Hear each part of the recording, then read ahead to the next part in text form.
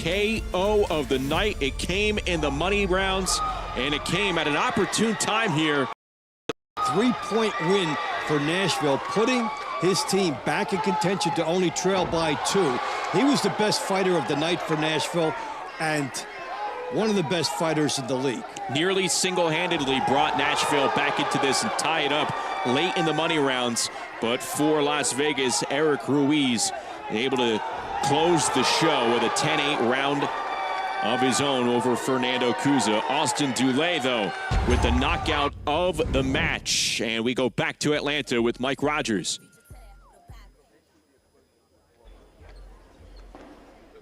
The star of the night, ladies and gentlemen, was #1 Austin Dulé out of Nashville. Austin, you absolutely were the anchor to your team tonight. You stopped your second opponent. You knocked down your first one. You absolutely were it. Tell us what was going through your head the moment you brought your team back into it. I just knew that, as being a team captain, I had to lead by example, and I knew that a couple of those rounds, they should have went our way. I'm not the one judging it, but we didn't get a fair shake, I feel like, on some of those rounds, so I knew I had to go out there and make a statement, and that's what I did. Tonight you brought your judges with you in the ring, those two hands. Ladies and gentlemen, our second star of the night from Las Vegas is Jadalee Medeiros from Las Vegas, from Alabama. I know you. Now, your boxing is just as spicy as you are in this ring. Tell us, what was you thinking as you were popping that right hand on him? Man, I just wanted to come out here and display the intelligence and the sweet science of boxing. So I want to thank Dewey Cooper and the Las Vegas Hustle for allowing me to be on this platform and showcase my skills for the world. Absolutely. And our third star of the night is Eric Ruiz Cordoba from Las Vegas. Yeah. Okay, and you were the one that took it over for your team in Las Vegas. What was going through your mind? Because there was a lot of back and forth with that. No, muy agradecido con este gran torneo que está en un gran crecimiento y los atletas llegan a un gran nivel y tú sabes, la vea campeón. Absolutely.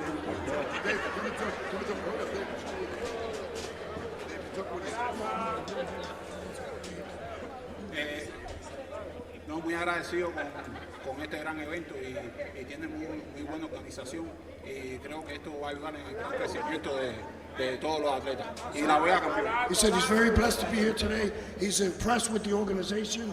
They're very tight. Everything went out well. And he's looking forward to the organization growing as we grow as a team and grow. So he's very, very grateful for him being here. Fantastic. And we have the coach of the night, Mr. David Hayes from Las Vegas. What was your goal as you were putting these fights together tonight? What was your goal to beat Nashville? Our goal today was to get out first and get out fast. We just wanted to come down here and smash the smash. Smash the smash. Okay, fantastic. Now we're going to go to the round of the night. You guys gave it everything you had, back and forth, took everything. Ladies and gentlemen, William Langston and Artem Brusov, round of the night. So, when you were hurt, and you both were hurt, I was never hurt. Let's just be clear. I was never hurt. He said he was never hurt. Okay. Well, then, when you were going back and forth, what was going through your mind when you were fighting it through that pain? It was just stay smart, stay sharp, do what I know how to do, and just stay in there and keep my head clear. Find the shots. He was being real wild. A lot of arm punches. So I was just being smart, being cautious, and finding the shots. And I felt like I did a great job.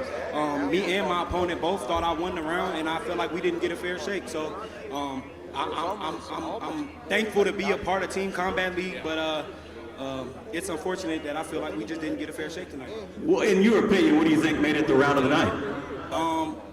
I almost dropped him. It was a lot of back and forth action. I felt like it was a bar burner. I expected him to come forward like he did, just like he did, and I stayed sharp and I stayed smart. So I knew that two massive punches in the ring would make for an explosive match. Artem Brusov, do you believe that you hurt your opponent in the ring? So he definitely don't stop me. I feel his punches. He's a real tough and strong man. With all the respect to him. but so I just do my job. I'm not judge. I'm a fighter. So and I try to be focused in the ring. So let the judges let his job and do to fighters do their job. In your opinion, what do you think made it the round of the night? I don't know. It was close. I don't know. I don't wanna give a scorecards. I can't count punches in the ring. That's fair enough. Fair enough. Yo, give it up for these stars of the night, everybody. And I believe we're going to be heading back to Dallas. We sure are, as the Las Vegas Hustle outpoint the Nashville Smash 227-222, the final. We'll take a break. We'll come back. We'll touch on that match of the night. Still more to come here on TCL Team Boxing League. Talk is cheap when it comes to saving our country. We're not just any cell phone service provider. We're Patriot Mobile. It's not enough to simply talk about values. We live them. Defending life, protecting our First and Second Amendments, and celebrating our military and first responder heroes. We're boots on the ground making a difference. We're America's only Christian conservative wireless provider with nationwide coverage on all 3 major networks and 100% US-based customer service. Join Patriot Mobile today and make an impact every time you use your cell phone. I got robbed my first day in middle school, and that's kind of like how it all started. So my parents put me into boxing for self-defense, and they saw me love it. Boxing is a loving community. The bond you make with different groups of people, all training for a purpose, it's a very loving feeling. It's just like everyone supports you. I always recommend people to find boxing because it saved my life. Michael is ready. The butchers are sharp. A winning season is on the table. Fridays on MeritTV.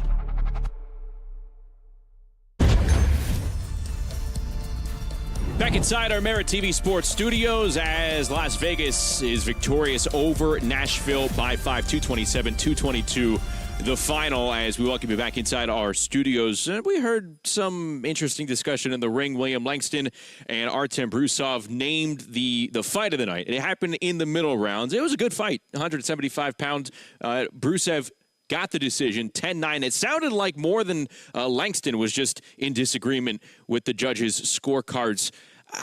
I guess I agree with William Langston in the fact that he did do, I don't want to go as far as saying a lot, but he did some favorable things near the end. I don't know if time was on his side, though. What do you think? We have seen the judges tonight. We talked about this throughout the show.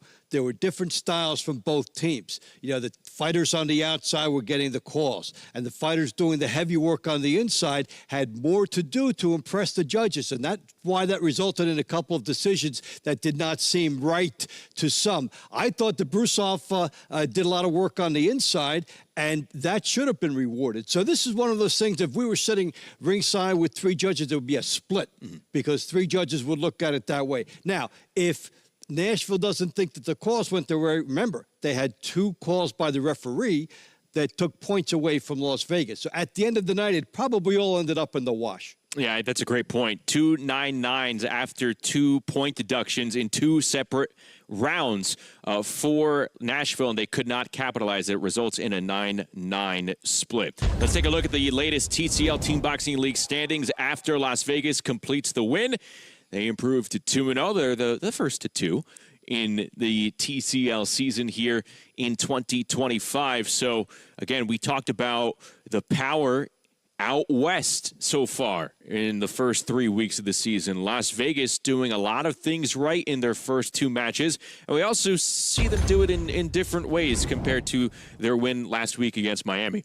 This is now 2 weeks in a row. I've been very impressed by this team. Last week, I thought they were the best team on the circuit with the way that they triumphed. And here, again, very impressive with their team depth, with their resilience, with the fact that they had the lead taken away, had the lead taken away. Nashville's making the charge, the good coaching, stacking to have the top players at the bottom. So this is a very solid team that has made a statement. And we get our first look at Eric Ruiz Cordoba, the Cuban southpaw, here today, and he obviously came up big for Las Vegas. It's such an obvious statement. I want to see more of that guy. Well, and not only did he come up big, but the timing of when he came up big. He set the table for the following round before he had the big one at the end of the night. You know, you have to wear the pressure. You have to wear that label. You're the guy that's going to give us big points. You're the person that we're looking for to close out the show, which he did tonight. And it's one thing to sit here and say, okay, let's see if he can do it. He's in the ring with people shouting and people screaming and all this adrenaline, and he got the job done under pressure. He sure did. Picked up 4 points for his team on this night here at Legacy Arena in Atlanta. And speaking of Atlanta, we're going to be seeing the Atlanta attack coming up at the top of the hour. Second half of our Saturday night doubleheader, they will be in action against the Miami Assassins. So the hometown team trying to get a little redemption themselves as they take on Miami. And quickly, if we get a carryover of anything that we saw in this first matchup, what would you hope for it to be?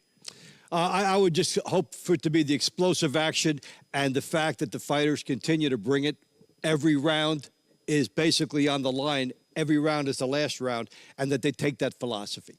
Every round is the last round, and you can put a stamp on that. That speaks beautifully to what TCL Team Boxing League is all about. That's going to wrap it up for the first part of our Saturday night doubleheader. Las Vegas victorious, 227-222, the final. Stick around, top of the hour. It is Miami and Atlanta. Until then, check out the best of the TCL Team Boxing League. We'll talk to you soon.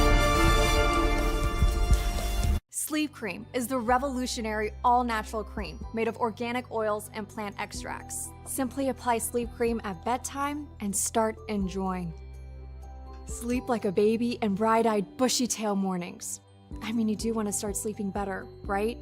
Try Sleep Cream today. To order, visit sleepcream.com to start sleeping better guaranteed. And for a limited time, get free shipping on your first order by using code PHIL at checkout at sleepcream.com. Talk is cheap when it comes to saving our country. We're not just any cell phone service provider. We're Patriot Mobile. It's not enough to simply talk about values. We live them. Defending life, protecting our First and Second Amendments, and celebrating our military and first responder heroes. We're boots on the ground making a difference. We're America's only Christian conservative wireless provider with nationwide coverage on all 3 major networks and 100% U.S.-based customer service. Join Patriot Mobile today and make an impact every time you use your cell phone.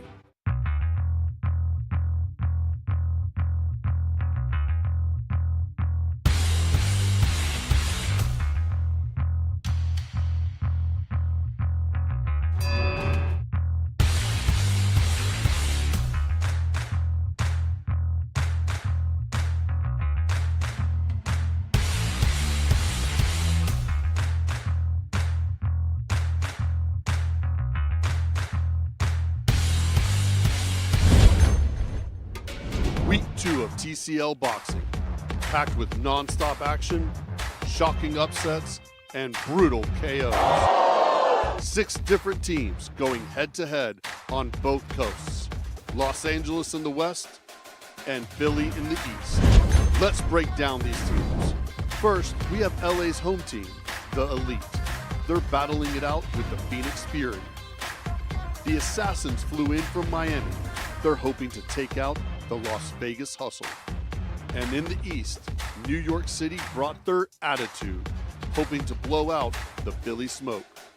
These are world-class athletes who eat, sleep, and breathe boxing, training at some of the top facilities in the world.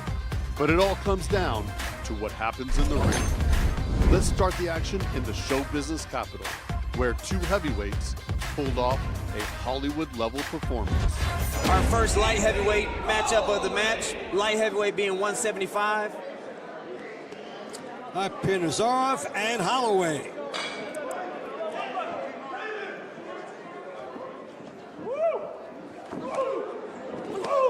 And listen, David, let me explain. Even though there was just a knockout, you can tell from the aggressiveness right here, it didn't matter. He's like, I still can help my team. There's still mathematically a way for them to win. And he's going to do everything he's got to do to put himself in position. Coach Herman has gotten his fighters, and they know they're still in it. And you practice, you're with the team, you fly out. Yeah. You have one mission for 3 minutes, regardless of the score. Go out there and do your best. Yeah. And listen, the tactics could change round to round. It could be you may be behind, so I need you to press. It could be we have a lead, or it could be I need you to just go swing for the fences. The tactics can change any given moment, any round. That's why you can see that at some point it's good for a fighter to know what's going on in the big picture, and at some point it doesn't matter. Holloway got rocked right there with that overhand right. Pierre Nazarov got to him, looking for an opening, trying to slip inside the jab and time it. No team in Team Combat League history has ever pitched a shutout. You know, so there are going to be some victories. There are going to be some room improvements.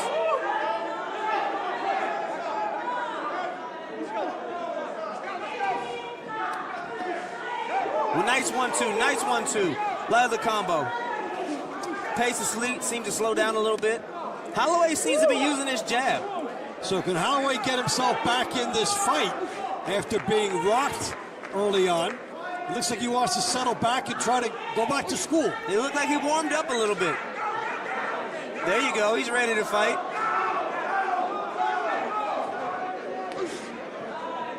That's some camaraderie right there, some showmanship. There you go.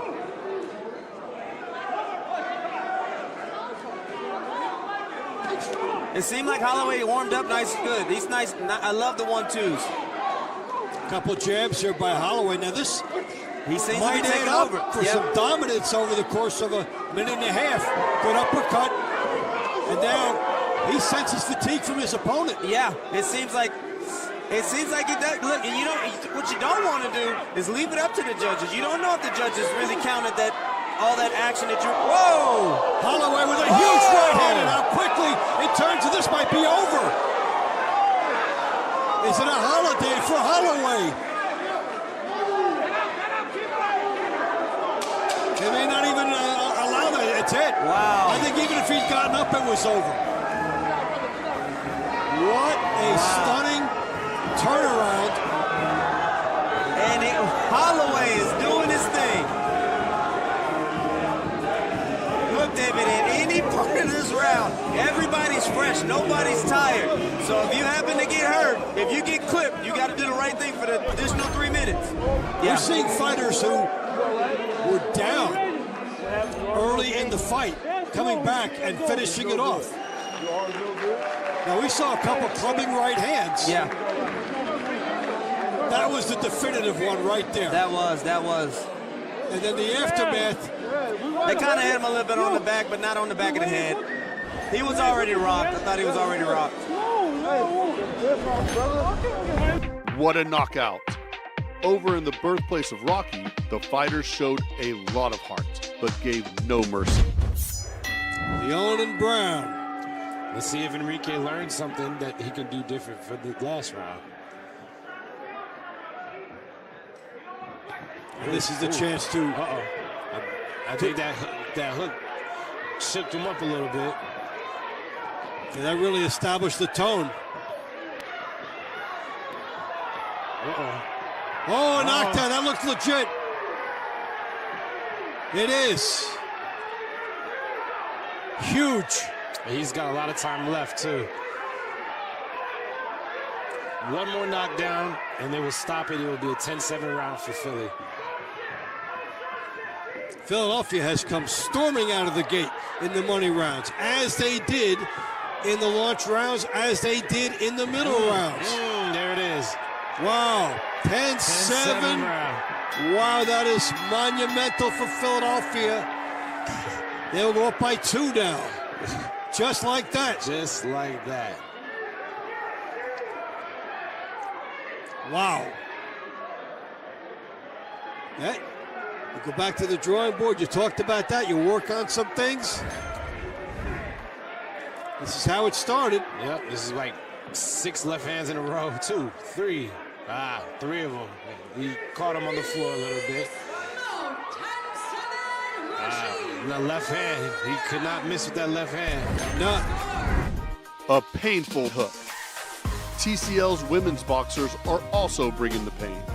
Back in LA, Miami assassin Marisol Ruales is hoping for a Kill Bill-worthy victory over her Vegas opponent, Isabel Lopez. The women slugged it out in a punishing showdown.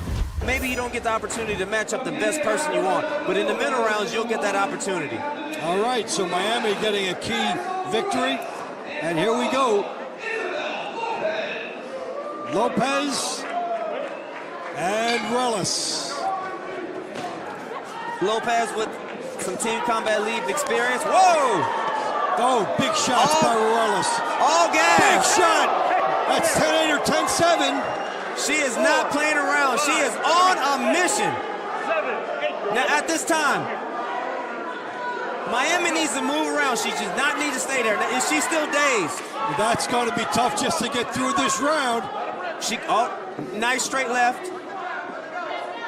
It's a gorgeous move from the outside by Relis. The Las Vegas Hustlers are on an absolute mission. And here's a fighter utilizing her outside reach and her power. Big shot by Relis, and just misses with another one. She senses, and there it is. That should be 10-7. Good stoppage, good stoppage, good stoppage, good stoppage. And that could be monumental for the Hustle. That gives them an additional 3 points. That's major. That is a major move right there. Vegas, baby. You can tell that last time that these two teams fought, Miami won by 9. David Hayes is on a mission to make sure that that does not happen this time. Take a look at the first knockdown. Beautiful right hand and good combination. Excellent balance she's showing here. She seemed to catch her off a little bit. LA's Elite hope to live up to their name, but they're going up against a tough team of Phoenix fighters who have been grinding day after day. Both teams well-trained and talented. Who will come out on top? Joseph is an MMA fighter making his Team Combat League debut. And with Coach Sonny, you can tell that what he's trying is something new. He's seeing what, wow, good. Because he knows MMA fighters are used to engaging, and they're going to throw a lot of punches and bunches.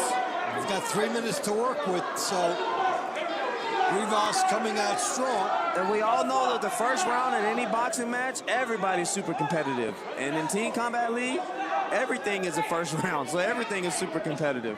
It's the first round and the last round all the time. It is, it is.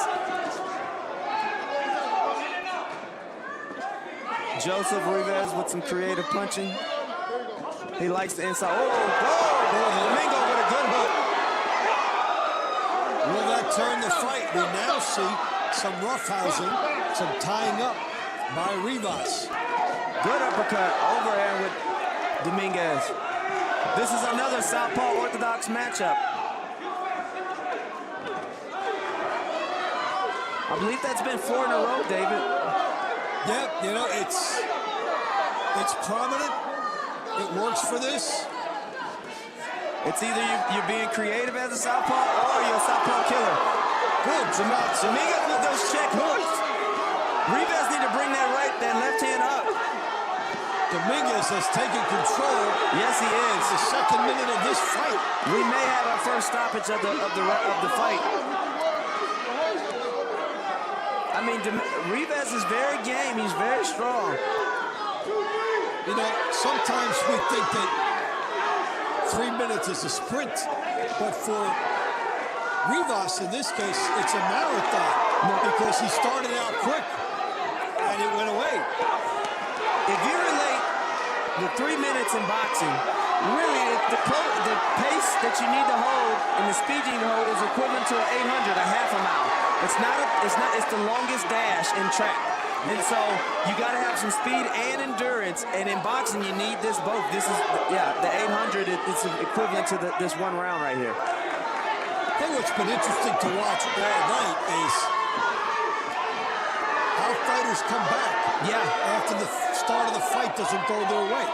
Dominguez seems to be slowing down a little bit. This might be playing into the advantage of Rivas.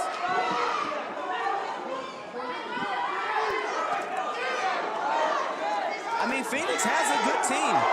They got some things they need to work on, but If you can eat a shot like that and walk through, whatever works, he'll eat one to give 3. All right, so now we've got Rivas pressuring. And I think Rivas is giving as good as he's getting. So you want to be a judge, huh? No, not at all. Not at all.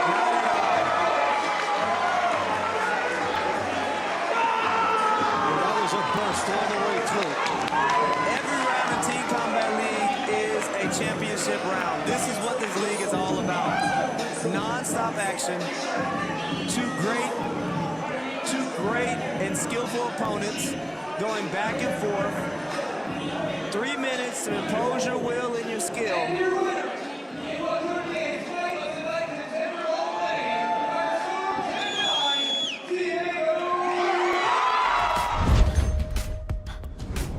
Some fights end quicker than they began, like this next one. You don't want to look away. In fact, if you blink, you might miss it. You have to fight them. Adjustments will be made. The next fight will be better than the first fight.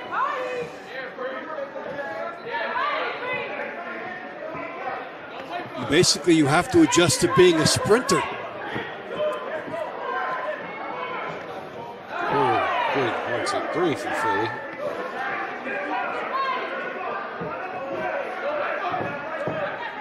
Suttles trying to go in and out. Carrera trying to get a distance.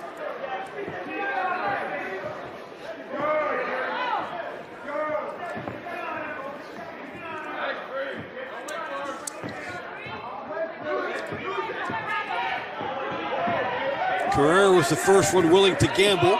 Did not happen there, but showed the willingness to try to make it happen. Somebody has to break the logjam. Well, because at where she is now, at this distance, Suttles is winning. Carrera needs to get closer and make it a little more uncomfortable for Suttles. Which means she has to be willing to take one. That's right. Or move her head on there. That's what we're just talking about. That's where she needs to be.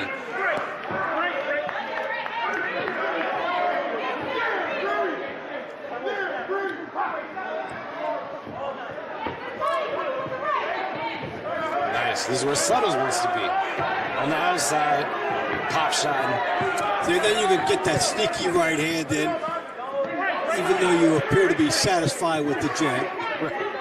I'm happy. No, I'm not. No, I'm not.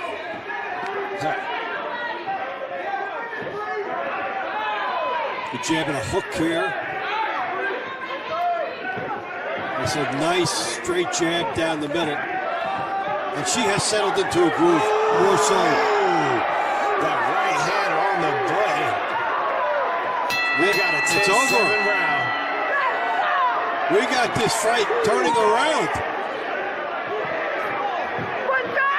That puts New York in front. It sure does.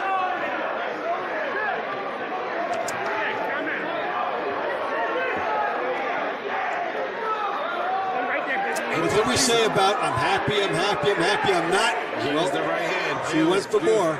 Look, and that's a big win for New York. Because not only is that a 3-point round, they were scheduled to go in the money round, so that's another point for New York. It's 4 points. Boom. Woo. Boom. Button.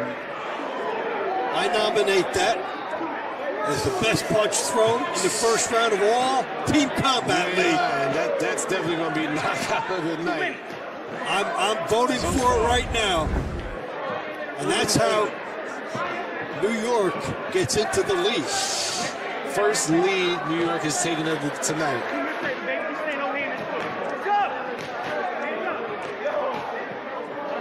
Let's see how she sets this up. Remember, she's been jabbing beautifully all night, winning from outside, and boom, the jab sets it up. She did not come to play, and neither did these two East Coast rivals who went hit for brutal hit, all the way up to the bitter end. Albright getting ready to go. That's right. That's the brother. The brother of Nahir is now Kadir, and I think he sings too. Actually, he might be the one to tell you. I gave him singing lessons. All right, so it's Albright and Pino. Albright already saw his brother sing the national anthem and get a win. Yep, see if he can follow suit. So Pino's not going to make this easy for him. This is, like I said, I'm looking forward to this matchup right here.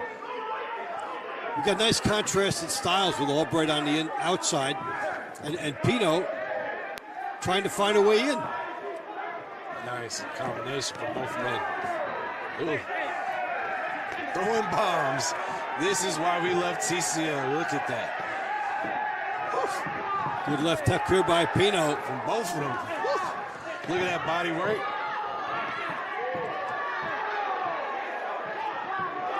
Looks like Pino's getting in a rhythm. He's starting to feel it. And we got tremendous good right hand by Pino as he got there ahead of the jab. Twice. He did it right twice.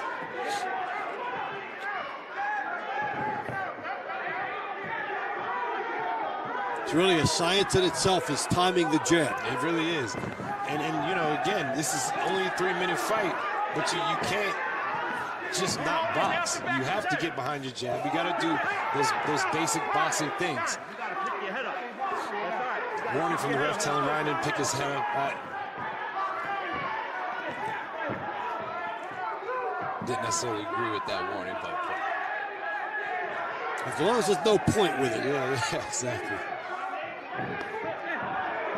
In this case, we have a very active ref. Sometimes you don't have an active ref. Ooh, look at that counter, 2-3.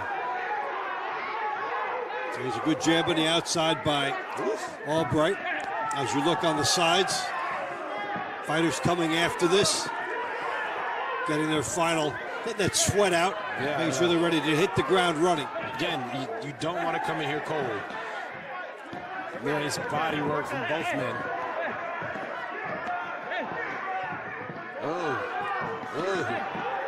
There you go, that bite-sized dynamite. Let's go. Good shots from both. Great action. Albright throwing the right hand and Pino digging to the body. Nice right hand by Albright on the outside. 1, 2, 3, bounce off the gloves of Pino. Nice. Nice hook. Albright almost said good night. This has been a crazy 3 minutes. Albright did, good overhand, but Albright came in, later rallied. Albright walked into some bad medicine just before the end. Yeah. It was a great rally at the end. The slugfest. That was a great round. Albright was good outside, and you are right. Yeah, got it. Yeah. Pino makes it 2 in a row for New York. True grit. These boxers don't give up. Next up, 2 of TCL's most talented ladies face off, each giving her best shot. This is a good matchup. This is a good matchup.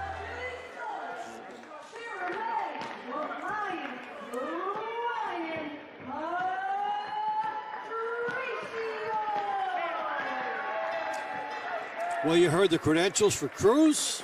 There's Patricio. And we are off to the races.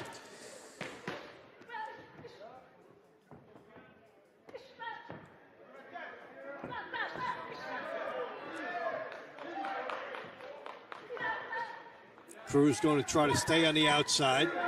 Notice something interesting here, the clock. 2 minutes, 30 seconds in 3-minute duration for the women.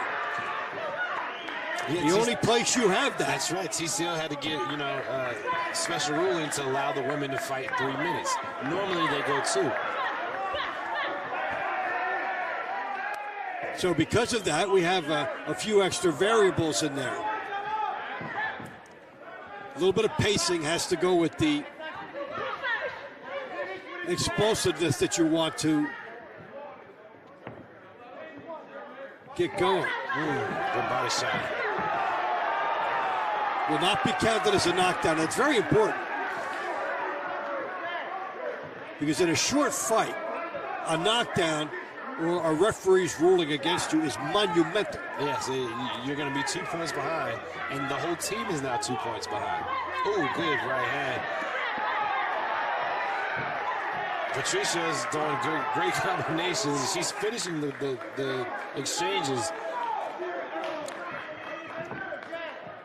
And she's getting over the top as Cruz letting the hand down as she's trying to jab and not bringing it back. No, I think Cruz is trying to bait her in, but she's not meeting her with any punches. There's her baiting her in with the feint, but you know she didn't meet her with anything to follow up. Nice combination for Cruz. Yeah, how much time do you have to bait and feint in 3 minutes? It's a tough call. It's a tough call because you know if it's not working, you just have to move on to the next trick.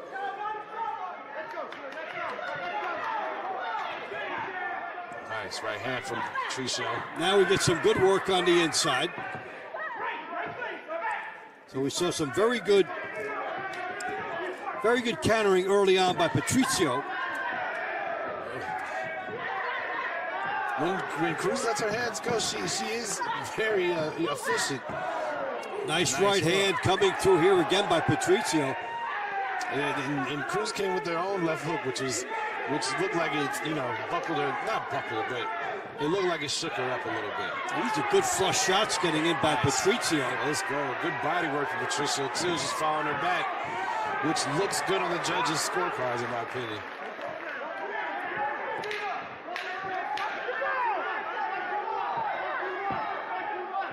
All right, so this one will come to an end. It had good energy for the 3 minutes. Absolutely. Like I said, the women always bring it. Yeah, and we started off with them in a renewed format. Yes. You have to be a little nervous now.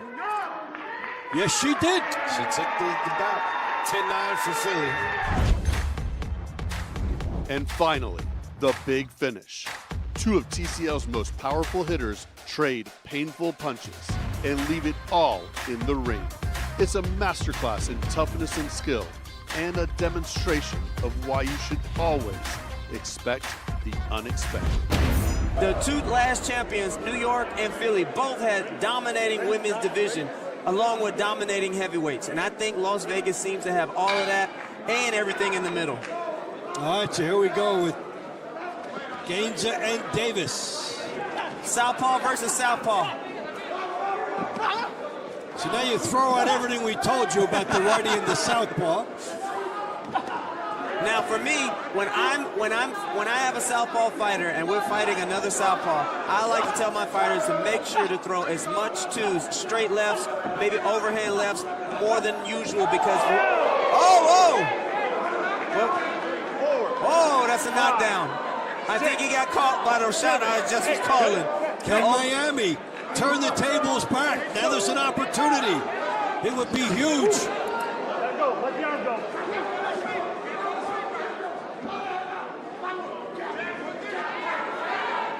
Yeah, the importance of that 10-7 is you have to win 3 bouts to negate that. To negate that.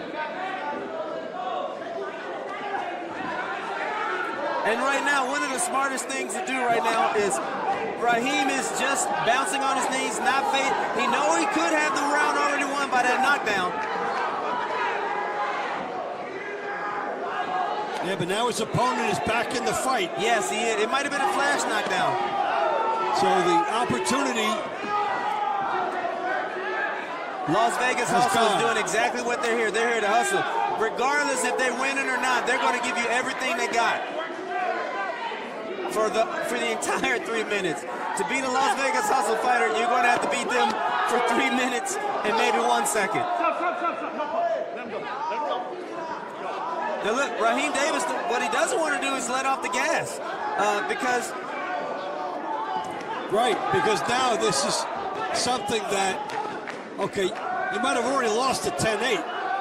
Now you have to worry about keeping it 10-9. That might balance itself out. Look at this comeback here, and Davis is gassed. Yes, he is. That's a long minute if you're tired.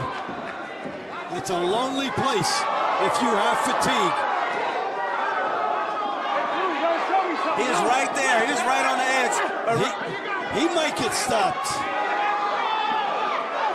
Big right hook. Oh, yes! Exactly. What a turnaround. Wow, wow. Drama, David. From the precipice of being down 7-10 to winning maybe 10-8. Yeah. All right, that's the first knockdown. Oh, no, it was jab. a straight stiff jab. All right, so now this could have the possibility for 10-7 Miami. And now look at the comeback. Could be 10-7 Las Vegas. At least a 5-point swing, maybe 6. Every week brings a fresh, new round of thrilling, action-packed fights. Savage knockouts, shocking upsets, and stunning displays of skill. It's all going down at TCL Boxing on MeritTV. Stay tuned for the excitement.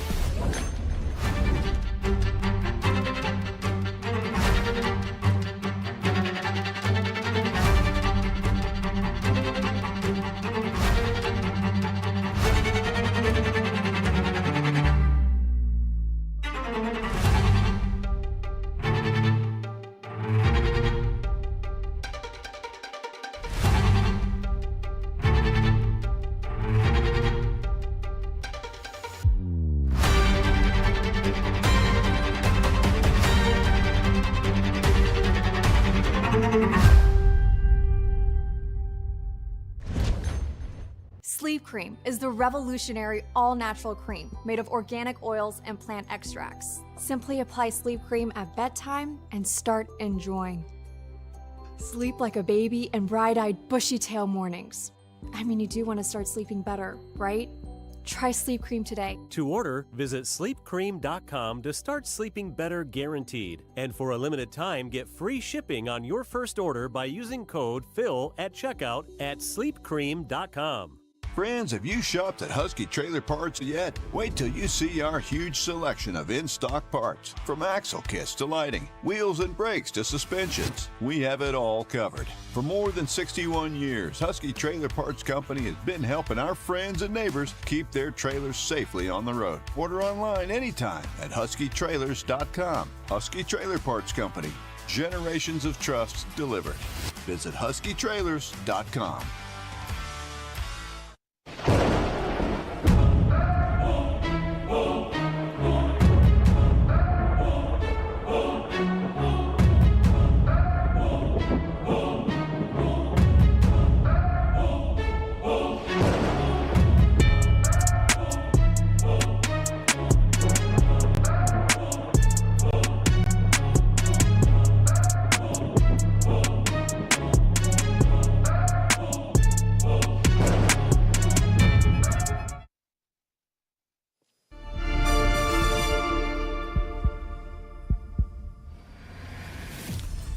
It is a stacked Saturday night in TCL Team Boxing League, and we come to you live from Legacy Arena in Atlanta, Georgia, for more action on this Saturday night doubleheader between the Atlanta Attack and the Miami Assassins.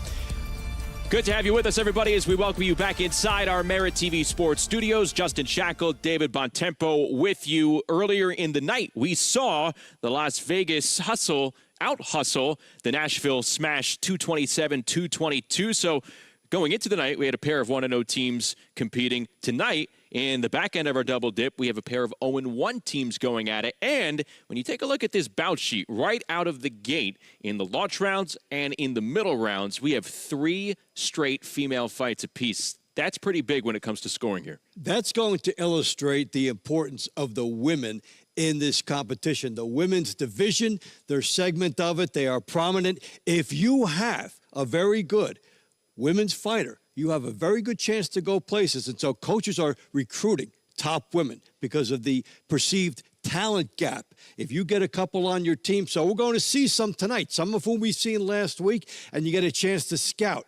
How significant are they? How much are they helping their teams? And we see the women in 3-minute rounds. That is the novelty. Yeah, you don't find that consistently anywhere else but TCL Team Boxing League. Let's take a look at the scoring breakdown for TCL Team Boxing League tonight. It's 16 3-minute rounds, and this is the scoring. It'll be a 10-9 round in the eyes of the judges, or you can make your own influence on everything. With a knockdown, you give your team a 10-8 score. 2 knockdowns or a stoppage. You give your team a 10-7 score. Your objective in the ring, as we take a look at the launch round lineup, is to supply your team with as many points as possible. That is the difference between regular boxing and TCL Team Boxing League, where every round feels like the last round. And here we go. Like we mentioned, 3 straight female fights to open it up. Mona Ward and Paige Gilbert. Deirdre Rhodes against Kenesha Johnson. And one that I am intrigued by, Jamie Mitchell, the former WBA world champion, taking on Tyler Schaefer of Miami. So they're going to have a heavy say, again, not just in the launch rounds, but the middle rounds as well. That's paramount. We have seen probably in this match, this is the most dependent any of the coaches has been on the female ranks. So we're going to see them carrying the load here tonight and setting up a stage in 2 segments of the competition. I'm really looking forward to it, to see how some of the fighters we saw last week come forward this week now, 1 week later. What did they learn? What have they picked up? We're going to see it here. Atlanta fell in their season opener to Nashville, in Nashville. Now they're back home for the first time for their home match. And then Miami lost to Las Vegas in their season opener as well. So, again, both teams trying to get into the win column. You don't want to start 0-2 because, again, this is a league in which there's going to be 8 regular season showdowns. You start 0-2, you don't want to dig yourself too big of a hole here in the early going. No, so that's why this is a very important matchup for both these teams. And we see Paige Gilbert in the house here tonight. We saw some very good fireworks from her last week. So it's going to play out. Who can provide the power? Who can maybe come up with some of those 10-7s that we have on the screen there? The scoring is very important. You like to get that 1-point win, the 10-9. But we've seen a lot of differences made with the power boppers, 10-8, 10-7. You look at the top teams, and there are usually a couple of those in that lineup. Yeah, who will cash in with the big-time scoring is the big question heading into this one. There's a look at the latest TCL standings. Again, we saw Las Vegas improve to 2-0 earlier tonight. They took down Nashville by 5 points. And coming up, you see 0-1 Miami taking on 0-1 Atlanta. So someone's O's going to go in the best way possible. Coming up in just a few short moments, the launch rounds will open up here in Atlanta. The Attack and the Assassins coming up next. This is TCL Team Boxing League on MeritTV Sports. I got charged for a stolen vehicle. Time in jail. Witness the unfiltered reality of life on the inside. Then it's the ultimate showdown on the streets. Cops Reloaded. Get on the ground! Jail and Cops Reloaded. Weekdays starting at 4 Eastern on Dr. Phil's MeritTV.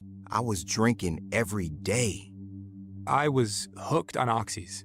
My husband turned into someone I didn't recognize. The addiction crisis. Worse than a pandemic, we have a growing epidemic. There are approximately 20 alcohol and drug-related deaths per hour every single day. Addiction is a disease. Like any other disease, it may have serious harmful effects and may lead to death if left untreated. Introducing Serenity Springs Recovery Center, a place of recovery and rediscovery. We understand the unique challenges men face in their journey to recovery. Set on 38 private acres, our state-of-the-art facility offers a safe, supportive environment for healing and growth. Our team of dedicated professionals specializes in evidence-based treatment, providing our patients with the tools to overcome addiction and achieve long-term sobriety. If you or a loved one needs to make a change, call us today at 386-423-4540 or visit us online at serenityspringsrecovery.com and reclaim your life. Step into a world of tranquility.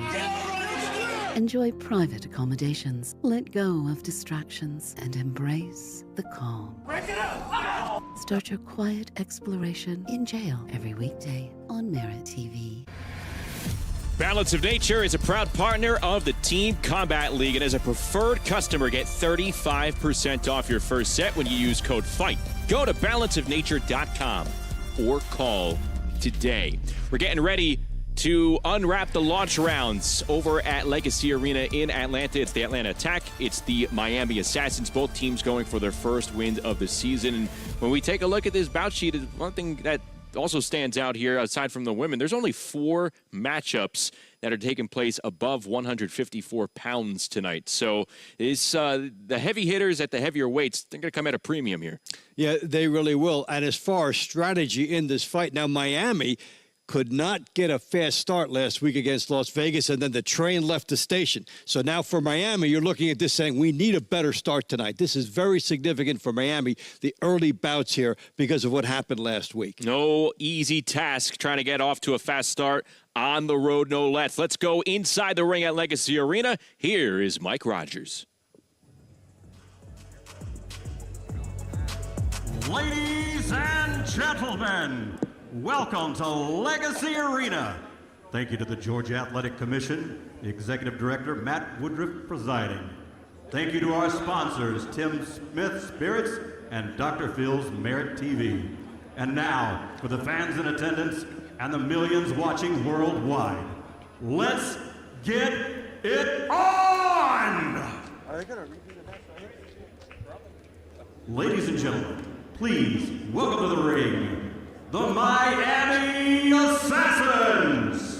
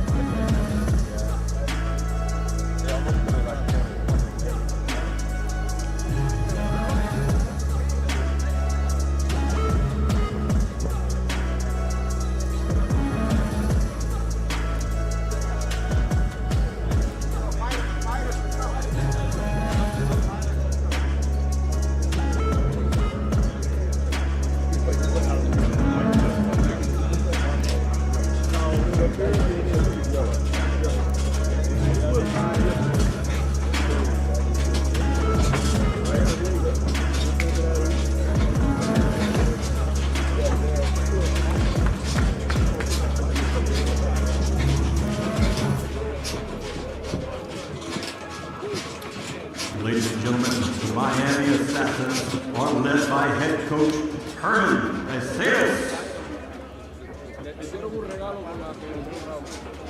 Bantamweight, Paige, Malevolent, Gilbert.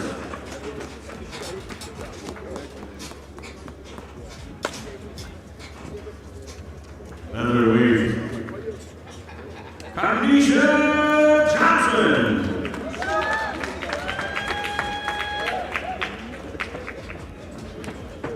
Featherweight, Tyler Satside Shaver. Lightweight, Charles the Ghost Homemade.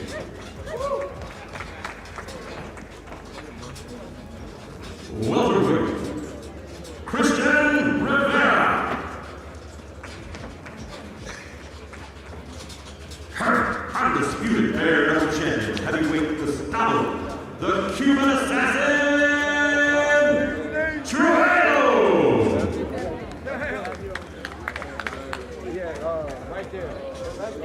Super lightweight, Isabel Lopez. Super welterweight, Justin Pierce. Two-time light heavyweight title challenger, cruiserweight, Yoneski the Monster Gonzalez. Former Olympian and WBA featherweight champion of the world, lightweight, Claudio the Matrix Moreno.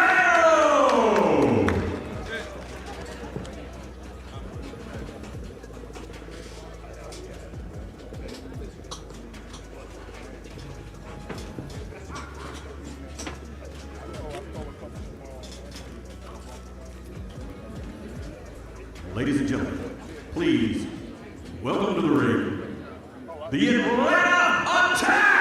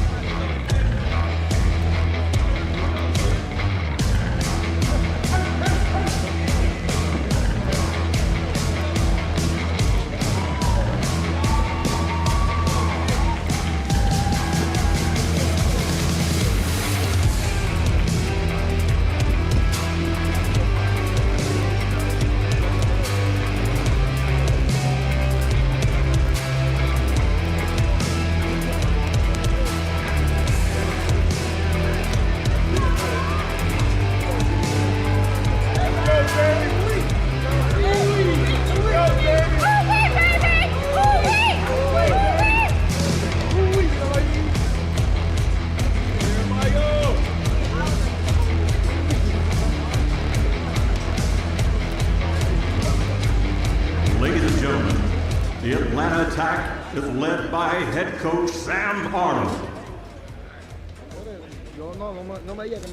Bantamweight, Mona Squeezy Ward.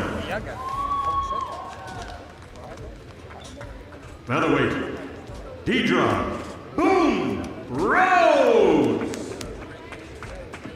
Former WBA Bantamweight champion, featherweight, Jamie the Miracle Mitchell. Do it. Lightweight, Doctress Doc the Giant Robinson. Welterweight, Is your name? Aramis, AEC. the Warrior Kid Otter.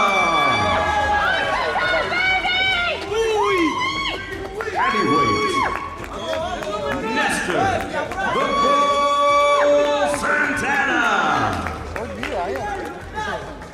Featherweight, You're not. Alisa Boats. Super lightweight, Avonda Sunshine Ammon. Junior middleweight, Jeremiah Hinton. Cruiserweight, Jonathan the Reaper Rice. Super welterweight, Disley Ganza.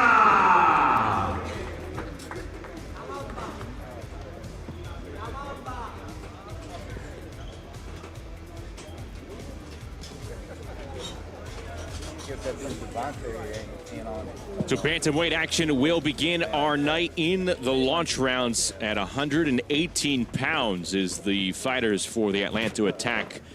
Searching for their first win of the season, they will have Mona Ward out of the gate. A fast and strong 118-pounder against Paige Gilbert, and you're going to see those two return in the middle rounds. But again, 3 straight female fights as we take a look at the launch round lineup here at Legacy Arena in Atlanta.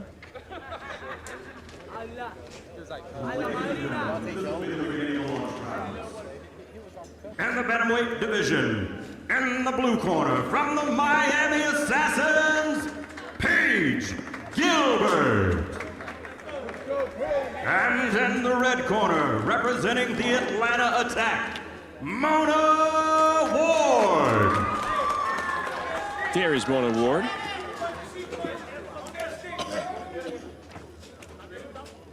£118 bantamweight division. We are off and running with the launch rounds, where again every round feels like the last round. Paige Gilbert in the turquoise trunks for Miami, Mona Ward in the white trunks for Atlanta.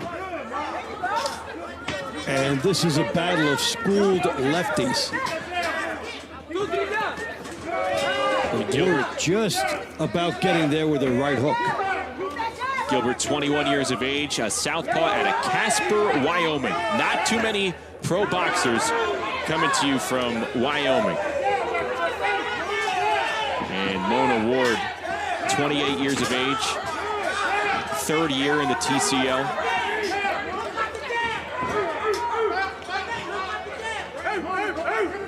You can tell a lot about the fighters with how they react to the punches coming at them. And Mona Ward has been able to duck the shots, maintain her composure, and then shuffle into an offensive style.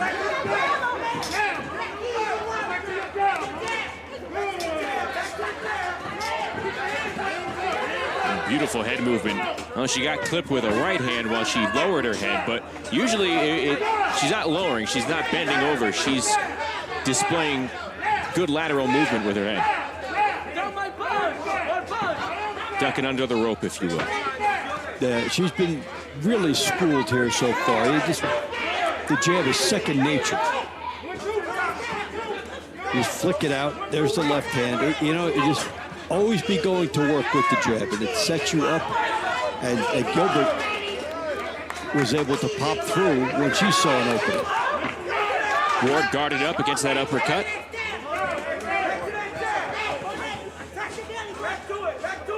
it's been a spirited opening tussle.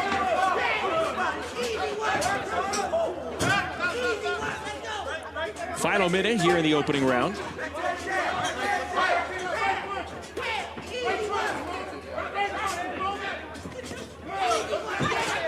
Big swing and a miss by Gilbert.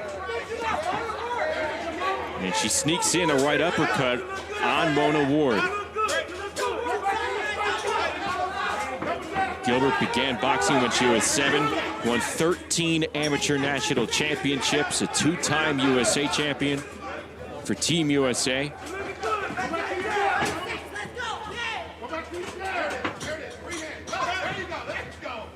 So a headlock and a spin out by Paige Gilbert here. And both these fighters all smiles. 10 seconds to go in round number 1. Let's see if they duke it out and give the judges a clear decision. Well, all that defense and that movement we saw from Mona Ward, it was erased right there. Yeah, they really put a good display out there, and there will be a lot for them to change in the rematch. They'll be able to take a look at this and say, well, how did it go? What did I do right? They were on top of each other, negating each other pretty well.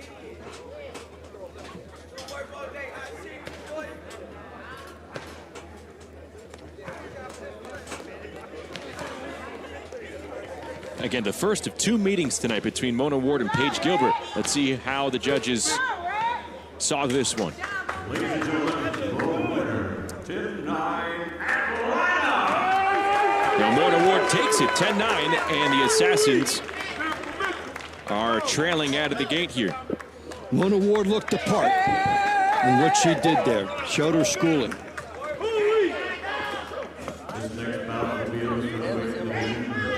She was hard to hit. So Atlanta takes the first round. Here's Kanisha Johnson and Deirdre Rhodes. They are entering the ring.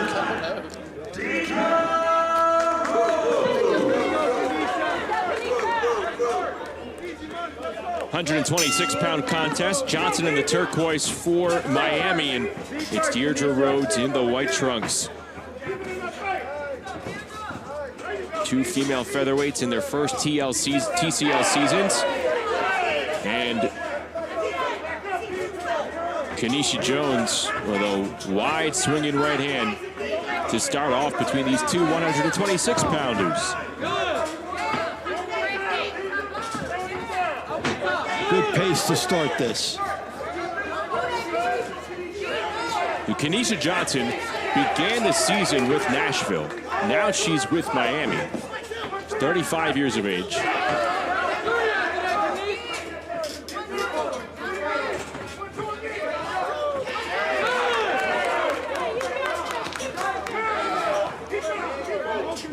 Rhodes boxing and moving,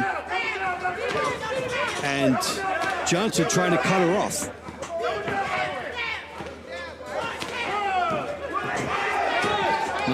That's a double missed opportunity. Each one had a shot. Both women stand at 5'1", both in their mid-30s. Both with a lot of success as amateurs. Long way away from that.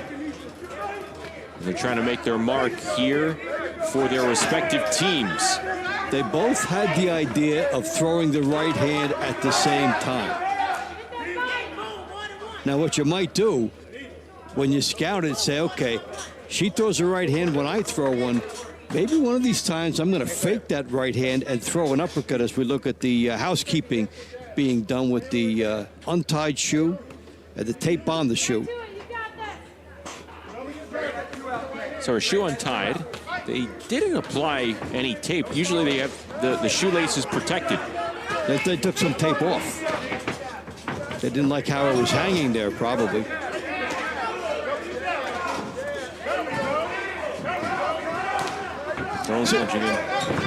We basically have 2 fighters who are not jabbing their way in, as opposed to what we saw in the last fight.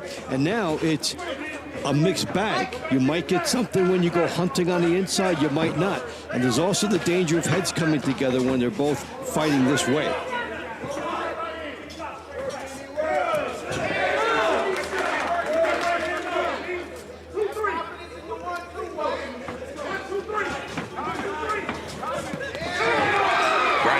Johnson.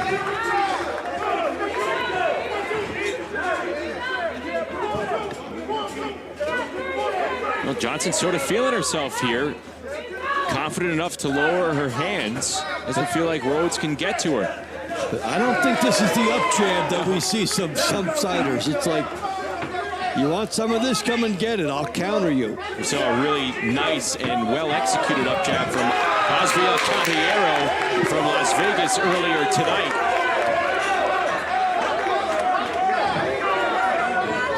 Here we're seeing some good gamesmanship.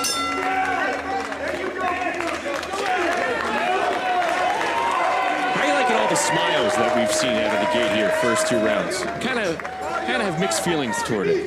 Yeah, like, are you angry enough to fight, or are you down to business? There is some showmanship, but yeah, sportsmanship goes a long way, but not all the way. Right. Did you come to fight? Are you happy to be here? Which one is it? It could be both sometimes. Yes, combination, but we saw it. Yeah, quite on display. Out of the red corner, Atlanta. So a 10-9 victory for Deirdre Rhodes, and Atlanta goes up 2 rounds to none. Yeah, toward your point, I was interviewing these fighters who were going to go out and do battle in about an hour, and they're sitting chatting like, are you going to come over next week? What's going to happen? Like there was a whole different level of sportsmanship and composure for representing the Miami to wage war. Tyler Schaefer. And in the red corner, representing the Atlanta Attack, Jamie Mitchell. Here we go with Tyler Schaefer of Miami and Jamie Mitchell of Atlanta. 2 more female featherweights. Schaefer, the 31-year-old, looking for her first win of the season, and Mitchell in her second TCL season, the former WBA featherweight champion. I beg your pardon, bantamweight champion.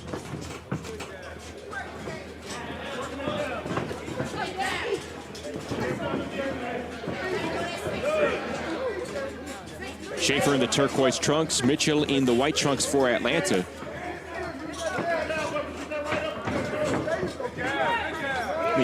Schaefer saying, I'll tell you what I think about your belt. Not in here. Yeah, Mitchell nicknamed the Miracle, and if you don't remember that from last season, that nickname's not given to her by accident. She was born and raised in several foster homes across the state of California, suffered abuse and neglect growing up, and despite all that, she was a very accomplished amateur boxer for Team USA.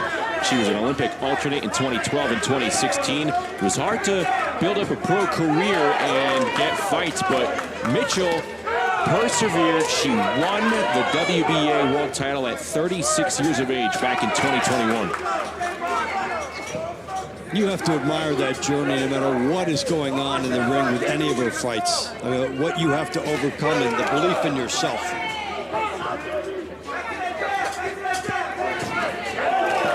Mitchell trying to increase the lead for Atlanta here in the early going launch rounds.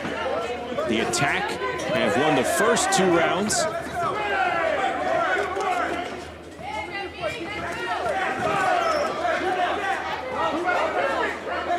Both fighters with lowered guards. It's allowing some shots to land upstairs. Mitchell just missed with a big one as she tried to time her opponent coming in.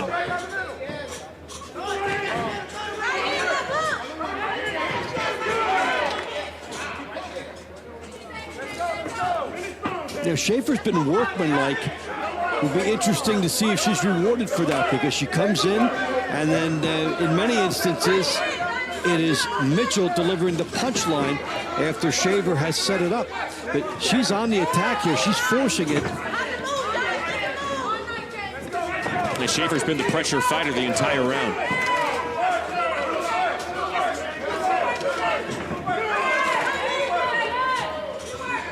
Mitchell, though, for a large majority of this round, she has been boxing really well. Hasn't been out of any type of rhythm, not giving in to any other style other than boxing, committed to the sweet science. So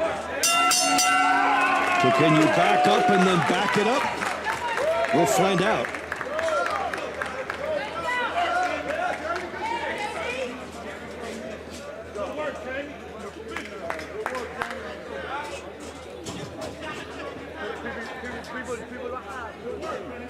Well, Jamie nearly knocked out the referee there. And if that counted in the scoring, that would be good. Ladies and gentlemen, the winner of that round, in the red corner, Atlanta. So Jamie Mitchell rewarded a 10-9 decision. She comes out on top over Tyler Schaefer. We are going to see Tyler Schaefer in the money rounds, but that was the only action of the night for Jamie Mitchell. As we take a look at some of the action that she displayed. And she waited for Schaefer to come to her. She waited for Schaefer to set the table, and then she ate the meal. And in the red corner, representing the Atlanta Attack, and Mitchell cleans the plate. Now we have two lightweights in the ring. And Atlanta has a 30-27 edge here in the early going. Same problem Miami faced last week. Slow start. There's Doctress Robinson for Team Atlanta. Going up against Charles Pettit Holm, 27-year-old out of Haiti.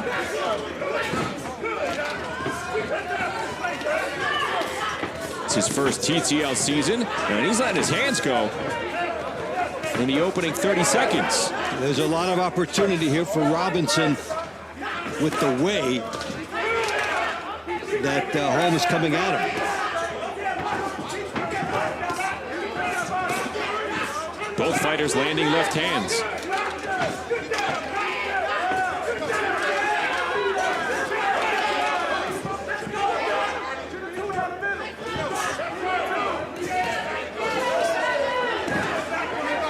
And this one taking place at lightweight. Coming up next, it's welterweight action. There you see Christian Rivera in the on-deck circle for Miami. And this has been a nice pace in this fight. They are really full pedal to the metal. The type of fight that sometimes results in a 10-8 or a 10-7.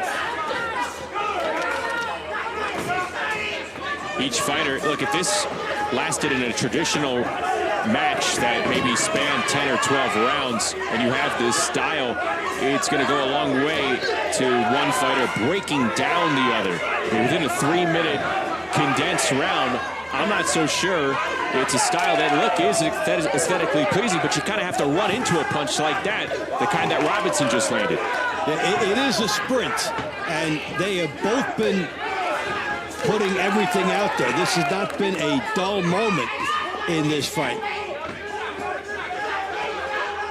And they have been fighting like 10-7 is the only goal here. Yeah. Doctress Robinson from Augusta, Georgia. Charles Pettit Holm from Haiti, but these two fighting Mexican style in the 4th round here of our launch. Yeah, when you hear the term of phone booth warfare, that's what you've got. You don't have a square inch between them. And they both have the same idea. Get down low, do the body work, and then try to get a big shot home. Good combo from Holm. Those body shots being absorbed by the Haitian. And that's going to matter a lot with how the judges see that and interpret the power in those body shots. How good were they? Give credit to Doctress Robinson. Charles Pettit Holmes, a 5'10", 135-pounder. He's still getting to the body, no problem.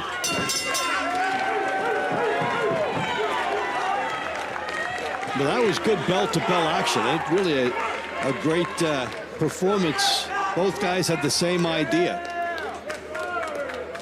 We'll see Robinson later on in this match as we take a look at some of the action between these two 135-pounders. My turn, your turn. That's how it goes. One for me, one for you. Two for me, one for you. I'll see the body shot, and I'll raise you an uppercut. Ladies and gentlemen, the winner of that round, Miami. So Miami gets on the Atlanta board. has a Charles score Pettit of home with a 39. 10-9 Miami has a round score of over 37. Doctress Robinson. That is a hard 10 points. Earned every bit of that.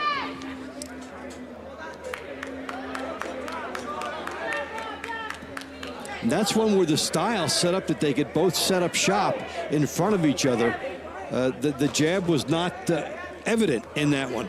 They had ideas of This the next inside bout battle. will be in the welterweight division.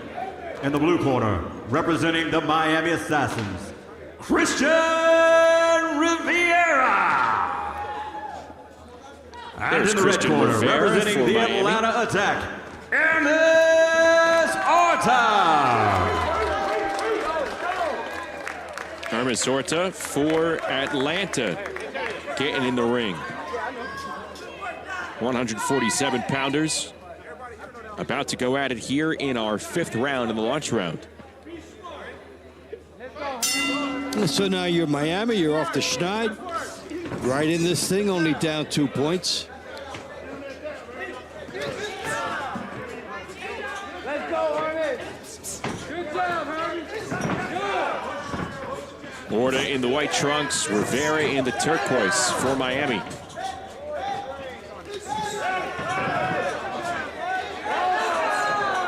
Both guys head hunting right away. Just as you say that, Orta focuses on the body, but then goes right back upstairs. He tried to put them together. The left hook behind the body shot. Those two going at it as if there are 15 seconds left in the round instead of 2:15.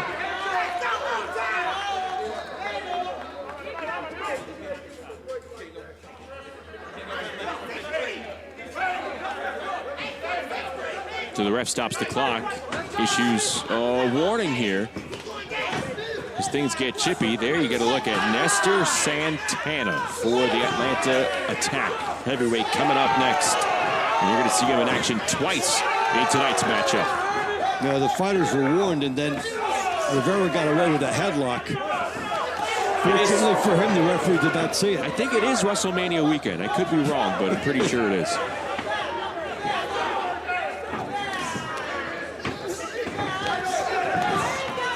Tell you what, though, whether you are a purist or whether you just like the open action, they're winging it. They're trying everything. And maybe the coaches are saying, please jab your way in. But you're watching at home saying, open it up, throw the big shot.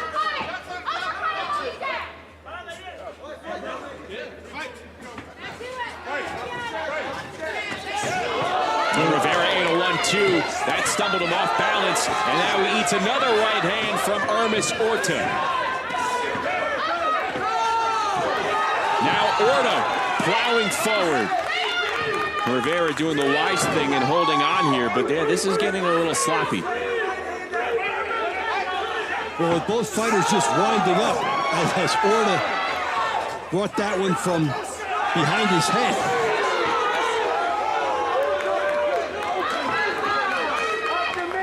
We see some fights that the storyline seems to be composure, and in this one, it's emotion. These guys are loading up big shots.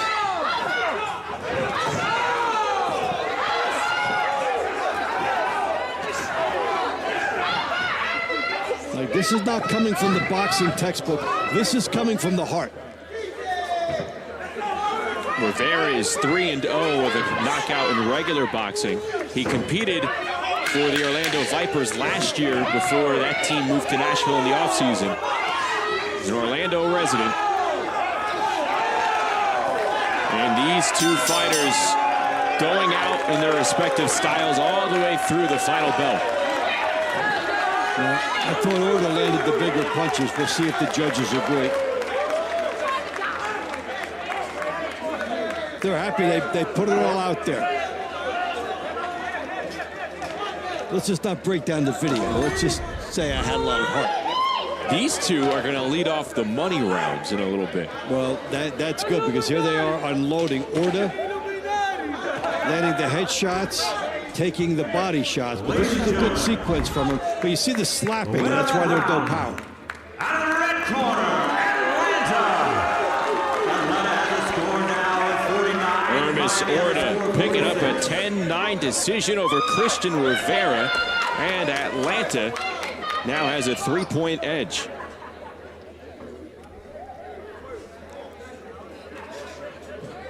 This next bout will be in the heavyweight division.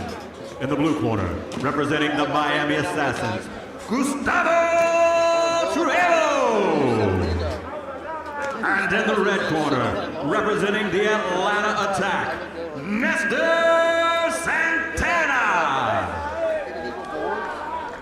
Something in the middle. Like an alien was coming up out of the middle of the There is Nestor Santana, the heavyweight for Atlanta in the white trunks, taking on Gustavo Trujillo in his second season here in the TCL. 32-year-old Cuban heavyweight. He stands at 6'4". Gives you an idea of how tall Santana is as well. These are two giants in a very small ring, Dave. Yeah, and so if you're going to go after the big man, you try to go to that body right away. Again, in this matchup between Atlanta and Miami, the rounds have been condensed to 6 rounds in each of the 3 tiers: the launch round, the middle round, and the money rounds. So this is the 6th and final round in the launch rounds. And the importance for Miami, you're going to be trailing by 2, or you'll be trailing by 4 if it's a decision. I mean, the power aspect is another story entirely. So if you're Trujillo, a body shot that you land will tell you pretty quickly what kind of shape Santana is in.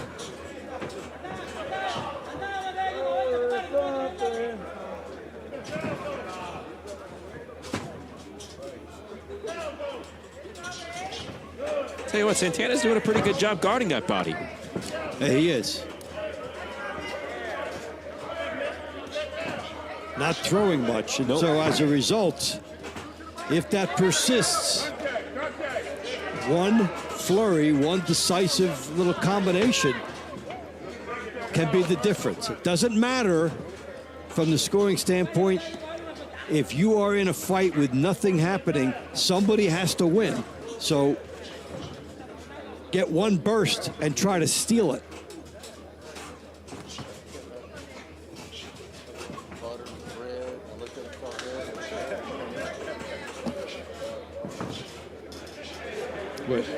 Both fighters are now pawing with their jab.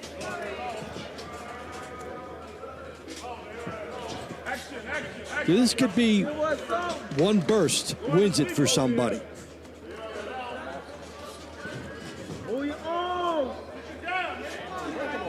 If it's transpiring with the judges the way we see it, from a scoring standpoint, this is no different than if it was bombs out all the way and they were even.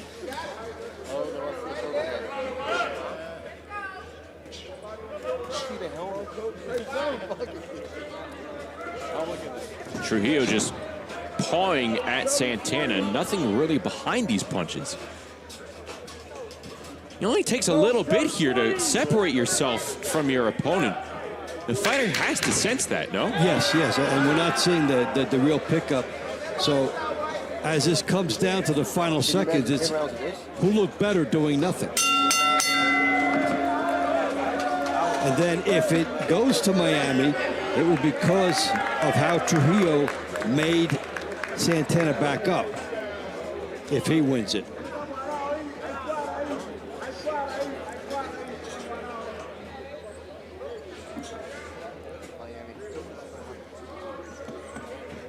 Let's get the final verdict.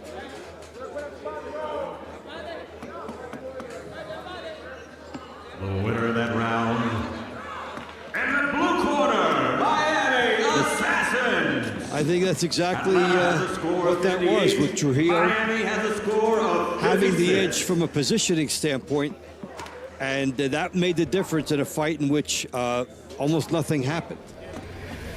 So Miami comes away with a 10-9 decision in the 6th and final round of our launch rounds. It is close as we venture toward the middle rounds in Atlanta. We're back with more right after this on MeritTV.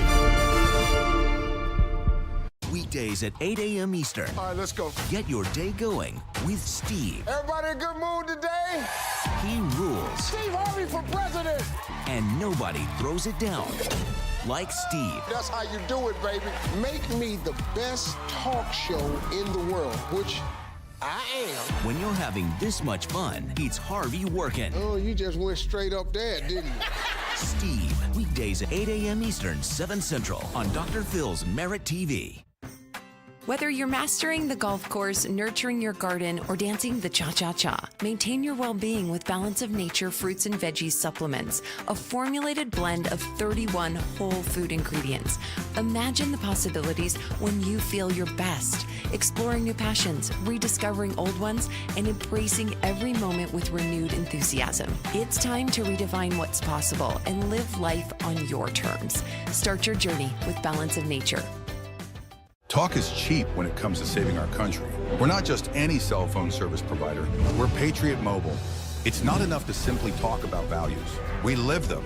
Defending life, protecting our First and Second Amendments, and celebrating our military and first responder heroes. We're boots on the ground making a difference. We're America's only Christian conservative wireless provider with nationwide coverage on all 3 major networks and 100% US-based customer service. Join Patriot Mobile today and make an impact every time you use your cell phone. Team Combat League Boxing is brought to you by Serenity Springs Recovery Center, a place of recovery and self-discovery. We're between the launch and the middle rounds over at Legacy Arena in Atlanta, and the Attack have a slim lead over the Miami Assassins, and it is slim thanks in part because of Gustavo Trujillo's 10-9 decision to close out in a pair of heavyweights the launch rounds. Now we get ready for the middle rounds, but before we do that, we are going to take a look at the highlights from said launch rounds. It is brought to you by the Balance of Nature. So let's take a look at what transpired over these first 6 rounds, and I do think that this was the standout fight. The women who competed in the first 3 rounds, and I think this was it. Mitchell and Schaefer, as we take a look at some of the male fighters that, they had a tough time getting going here. And we had the women setting up and giving Atlanta the lead. We talked about that at the top. Well, women's fights on top to start. Well, that worked out very well for Atlanta, and Miami was able to get their team back to win 2 of the last 3. So Miami not digging the same hole as last week against Las Vegas. Now here's where it gets intriguing, because if we take a peek at the middle round lineup, well, you have the same female matchups that started the launch rounds. The first 2 matches in the launches will be the first 2 matches here in the middle rounds, and then you have a different third female fight as we take a look at this fight card lineup brought to you by Balance of Nature. So it'll be Ward and Gilbert yet again. Ward came out on top with a 10-9 decision, and it'll be Kenesha Johnson taking on Alyssa Bolts. It'll be her first action of the night, and then 2 different females, Isabel Lopez and Avonda Ammons, as we take a look at the scorecard here from the launch rounds. And this is what you saw, so keep it in the back of your mind. Ward, Gilbert, also Rhodes and Johnson. Johnson's obviously going to be in action against a different fighter, but some of these same female fighters, they got a quick turnaround here. And so the pressure now comes on the Miami fighters, the women, to at least get a split in this part of it to keep your team in it. You got back to within 2. You don't want to fall away again. So at least stay in contact with these next couple of fights. So even though we say a lot of times the money rounds are where it's at, these are the rounds where you have to stay in the game. TCL Team Boxing League, the only league, and really only sport, only version of boxing where men and women are competing on the same team. So the women storming out of the gate here in Atlanta, they're going to do the same as we get going with the middle rounds. We go back to Legacy Arena in Atlanta. Ladies and gentlemen, this next bout will be in the bantamweight division. And the blue corner, representing the Miami Assassins, Paige Gilbert. And in the red corner, representing the Atlanta Attack, Mona Ford.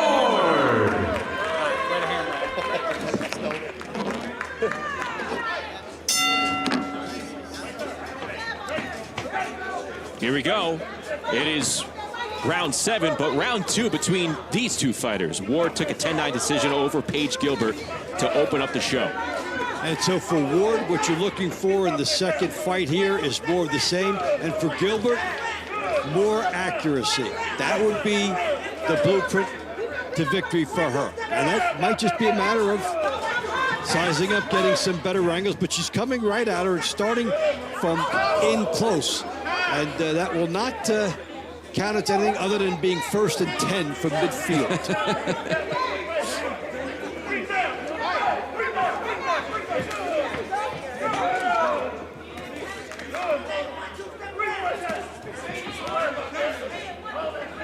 And so because of what happened the first time and how they're trying to do here, the footwork and the angles are really prominent in this fight because they have the same idea as to how they want to fight. So who's going to get an angle and an edge to land a better shot?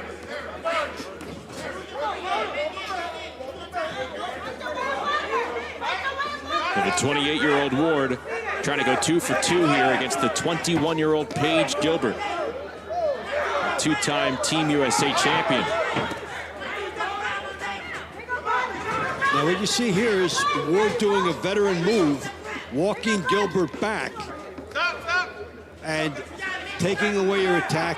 At the time before this, she not only walked her back, but then she landed a couple of shots. This is where I would like to see the referee more active. There are some fights where we think they get a little too involved. When these fighters tie up, the referee has to be right there. This is just eating time here.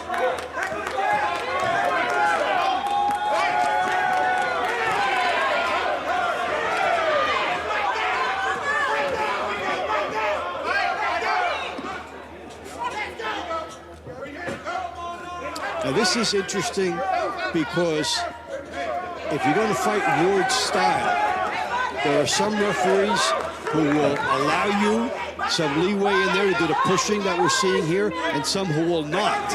And so you have to fight according to the style of the referee. In this case, I would like to see him more involved in getting the fighters to break and fight. Final 20 seconds between Gilbert and Ward as they fall to the floor yet again. They did confirm it is WrestleMania weekend. We're seeing a local adaptation here. That was a good shot by Gilbert that got in. I think she may have done enough here in this second fight against Ward. She made good adjustments from the first fight to the second. Started from closer and endured the grappling. And if you're the one who it looks like you started the grappling, that will probably work against you. Yeah, I agree with you.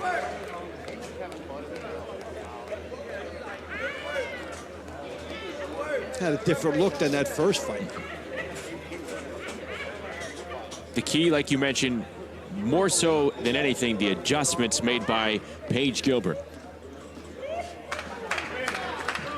So we'll see how they score this bantamweight contest to open up the middle rounds.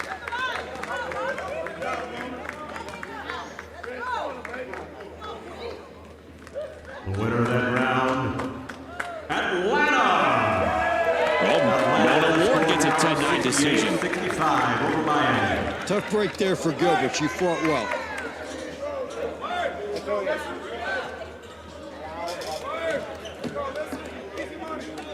This next bout will be in the featherweight division. In the blue corner, representing the Miami Assassins, Kanisha Johnson. And in the red corner, representing the Atlanta Attack, Alisa Bolts.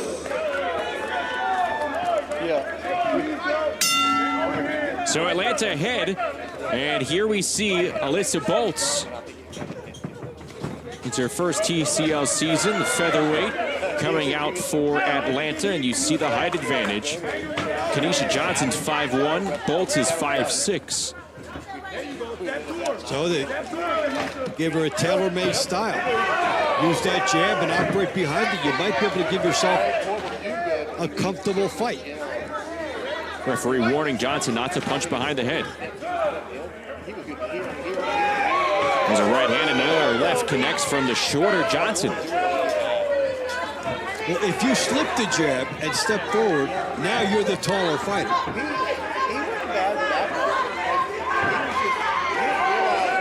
Johnson is asserting herself here against Elisa Boltz, showing that height doesn't matter.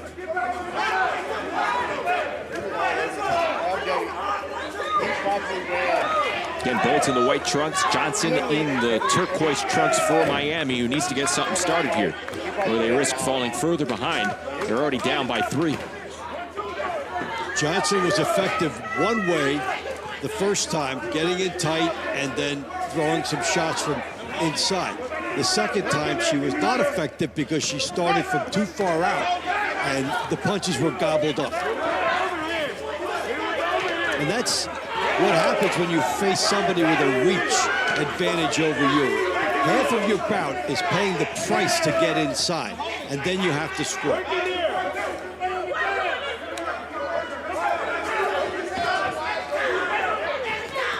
And if you're Johnson, after that last exchange, you don't want to walk straight back, because you're going to walk right into the path of a big shot.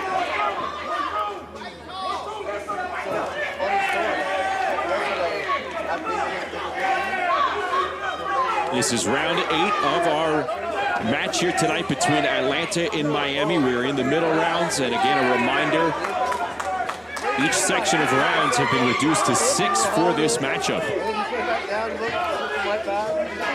Up next, a pair of super lightweights. 2 women will be going at it. Vonda Ammons and Isabel Lopez. Lopez for Miami, Ammons for Atlanta.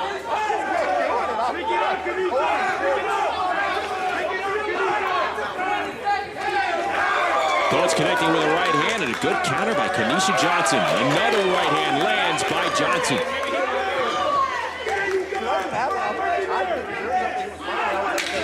Boltz has fought well from the outside, and Johnson has caught her a number of times on the counter. Stop. Oh my God.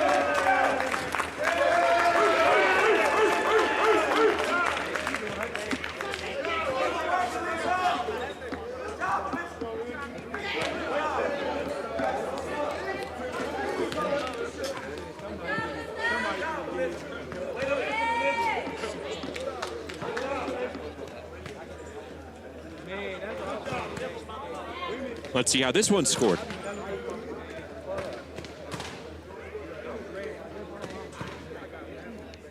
That round went to the red corner, Atlanta. Well deserved. Boltz on the outside took enough advantage of her height and reach, and the Atlanta women are undefeated. 78-74 the overall score, and another chance to pick up a win will be Vonda Ammons. Can she make it a perfect night here for the women of Atlanta?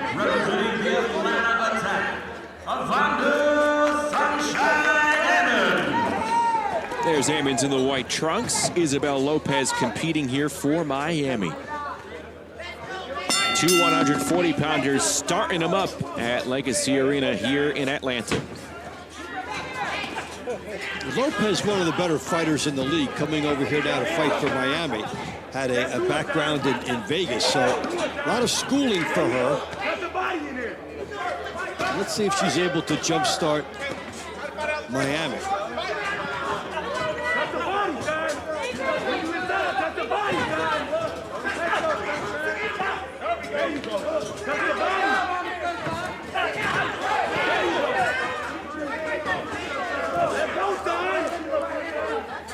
Ammons in the white trunks. Lopez in the turquoise for the Miami Assassins. Lopez, 25 years of age, originally from Maryland, now lives outside of Philadelphia. She competed last year for the champs, the Philly Smoke.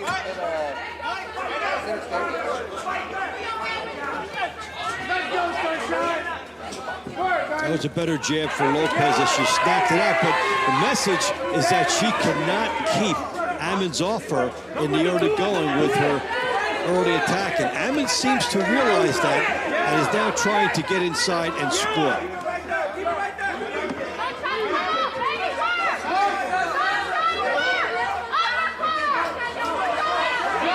Tell you what, this referee compared to the first match of our doubleheader, way more liberal. Yeah, and that matters. That matters. Some referees overexert, and some of them, like in the last fight, we saw not enough. And as coaches and fighters, you compile a database as to the tendencies of judges and referees, just like in other sports. Good left hand connects by Lopez. Ammons meets her back with a right counter. And now Ammons turning on the noise.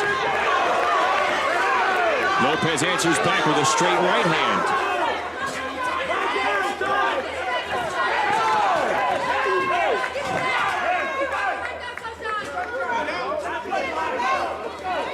If you know that a referee will let you go and will not break you that often, you can steal some time. Take time off the clock. This is a good sequence here for Lopez in a fight that has gone back and forth and looks up in the air. You gotta work. Come on. Let's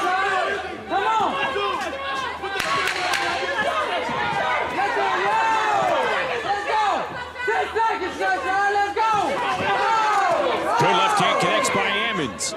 Two of them. Lopez on the outside, Ammons pressure. Ammons landed bigger shots. We'll see how that all comes into the mix with the judges. That may have been the most entertaining fight so far in this matchup. Yeah, they both brought it.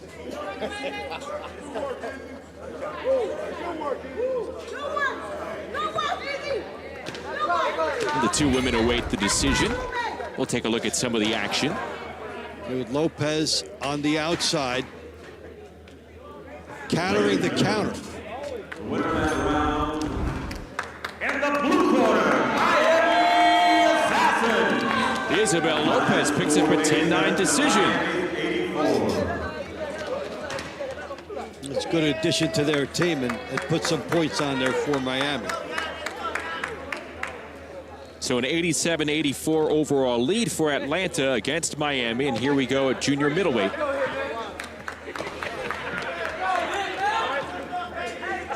This next bout will be in the light middleweight division. In the blue corner, representing the Miami Assassins, Justin Pierce. And in the red corner, representing the Atlanta Attack, Jeremiah Hinton. Here we go with Justin Pierce and Jeremiah Hinton. Hinton, a tall junior middleweight in the white trunks, and Pierce in the turquoise, 26 years of age, out of Grand Rapids, Michigan. It's his first season, and this is his TCL debut tonight. In regular boxing, Pierce is 10-0 with 6 knockouts. So success there in the early going. Will he have success here in TCL Team Boxing League? Catches Hinton with a right uppercut. And some fighters who come into this format are challenged by the idea that you have to start quite quickly. To some, hey, just let your hands go for 3 minutes. Others, hey, I don't start that quickly. You have to adjust as to who you are. It's a good body shot by Pierce. See him run away trying to get low. Become a harder target to hit. And that's been a sneaky hook coming off the defensive stance by Pierce. Pierce looks like he fights well with his eyes. He is standing up with a nice guard, but he's going hard to the body consistently. Well, he can see it, and then you go to the body, and that was a sneaky shot up to the head that just missed. He reaches through the guard, and he sneaks in another right hand that lands on Hinton. This is good action from Justin Pierce so far. And when you've had the pro experience, you can relax in certain situations. Like the hand speed coming back to you may not be what you've experienced on the pro level against other fighters. And that gives you the opportunity to do what you see right here. Stay in the pocket and then launch another shot. With this work rate, you wonder if we could be closing in on maybe our first knockdown, our first non-10-9 scoring decision here in this matchup. Well, Pierce is pushing for that. He sees the potential. Now he's got less than 40 seconds to try and do it. One thing Pierce has done, there's a purposeful jab to score points. This has been a rangefinder jab to set up a big right hand. He's got the KO on his mind, but not much time left to work with.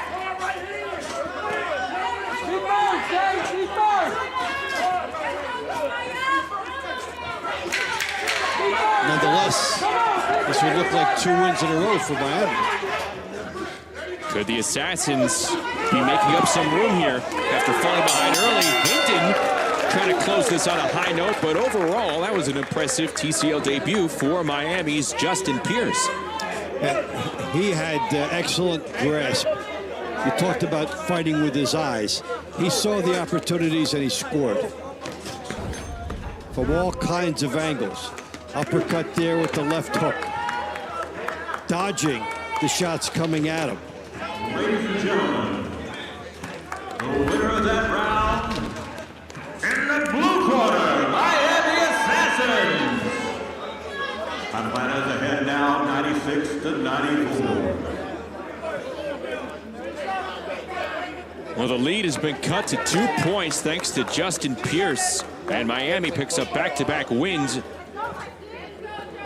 here in the middle rounds. This next bout will be in the cruiserweight division. In the blue corner, representing the Miami Assassins, EST Gonzalez. And in the red corner, representing the Atlanta Attack, Jonathan Rice.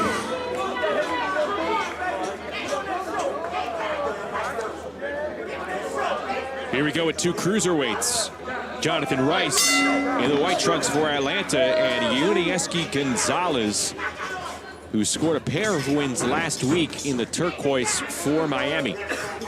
Just a 2-point matchup now as Atlanta leads 96-94.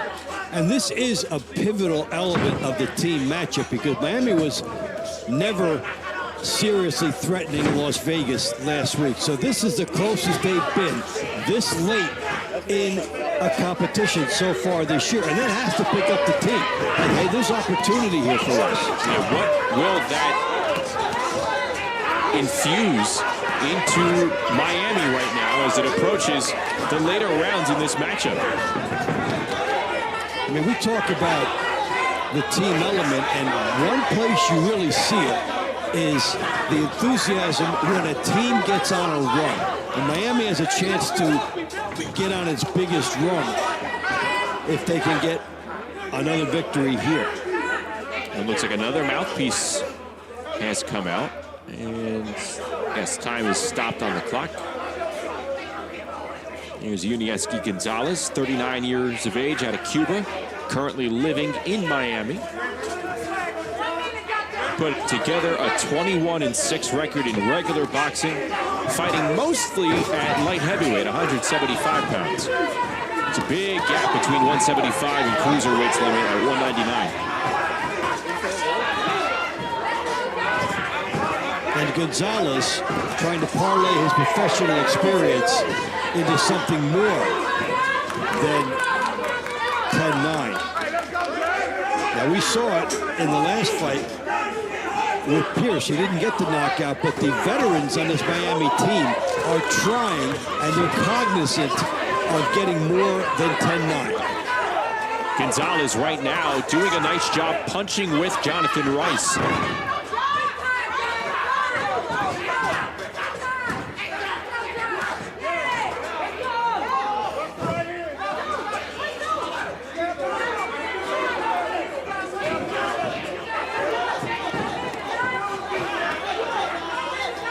Both fighters swinging away, mostly swinging and missing, but there have been some impactful shots, and there's been some power behind each fighter's jabs. And here on the inside, it's a chance for both to tee off with some power. Gonzalez trying to use the ropes to spring off of it, and Rice trying to corner Gonzalez. Gonzalez getting away out of those shots. And there's that stiff jab again from Unieski Gonzalez. Good body shots by Rice. A good check right hand by Rice, but again, Gonzalez counters with a right of his own. These two exchanging powerful shots here in the final seconds. Both showing a pretty good chin. Each fighter turning chins. Yeah, the excellent fight here. And Miami could be within one. They fought on even terms in the final minute. Gonzalez was early. And filed it away. Gonzalez and Rice will meet in the very last round of the night. And file that away indeed, because they both have respect now. Each of them teeing off, and each of them would come out of here saying, I can win next time. Winner then rounds out of the blue corner, Miami Assassins. Atlanta has a score of 105. Miami has a score of 104. 1 point lead for Atlanta. It was as high as 4. It is dwindled down to 1 thanks to Ladies 3 and gentlemen, this straight next bout 10-9 will be in the decisions here heavyweight for the division. Assassins. In the blue Miami's corner, best representing the Miami season Assassins, has been in these last 3 fights. Trujillo. Here's the return And in the of red Gustavo corner, Trujillo and representing Nestor the Atlanta Santana, Attack, who we saw Nestor close out Santana. the last rounds. They're closing out the middle rounds here. And I tell you what, Dave, these two, to put it lightly, they looked like they were going at half speed in the 6th round. That was very slow moving, and probably maybe one of the slowest moving fights we've had this year. Now, they're back with another opportunity here to try to provide some better memories. And what you're doing here, if you are Miami, you're Trujillo, hey, take a shot at the midsection. Let's see what's there in terms of the conditioning of your opponent. Trujillo did pick up a 10-9 decision. We didn't see Trujillo go to the body all that much in that first meeting that they had back in round 6.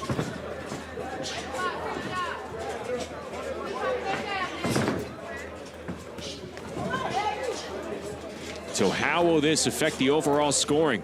Can Trujillo pick up another victory here over Santana and either put Miami tied or in the driver's seat heading into the money rounds? Yeah, this has been a great rally by Miami after that slow start to be right back in this. And Trujillo is pushing the pace more in here. He is backing his opponent up, trying to work the body. And the judges will appreciate the aggressiveness, whereas Santana is trying to lean on him and use his bulk to his advantage. That's what you do in a long fight. It doesn't pay dividends in a short fight. And his style does not translate to the TCL concept.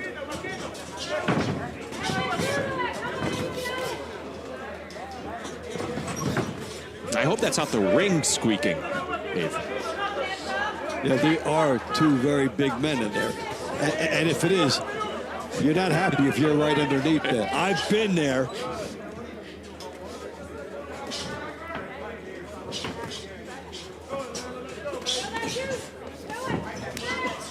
It could be when ringside is not the best seat in the house. That's right.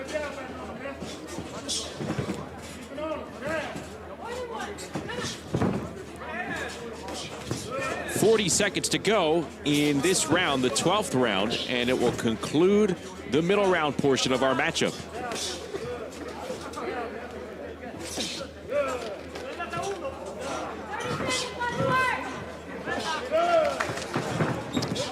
So up to this point, Trujillo has shown more. Santana has not.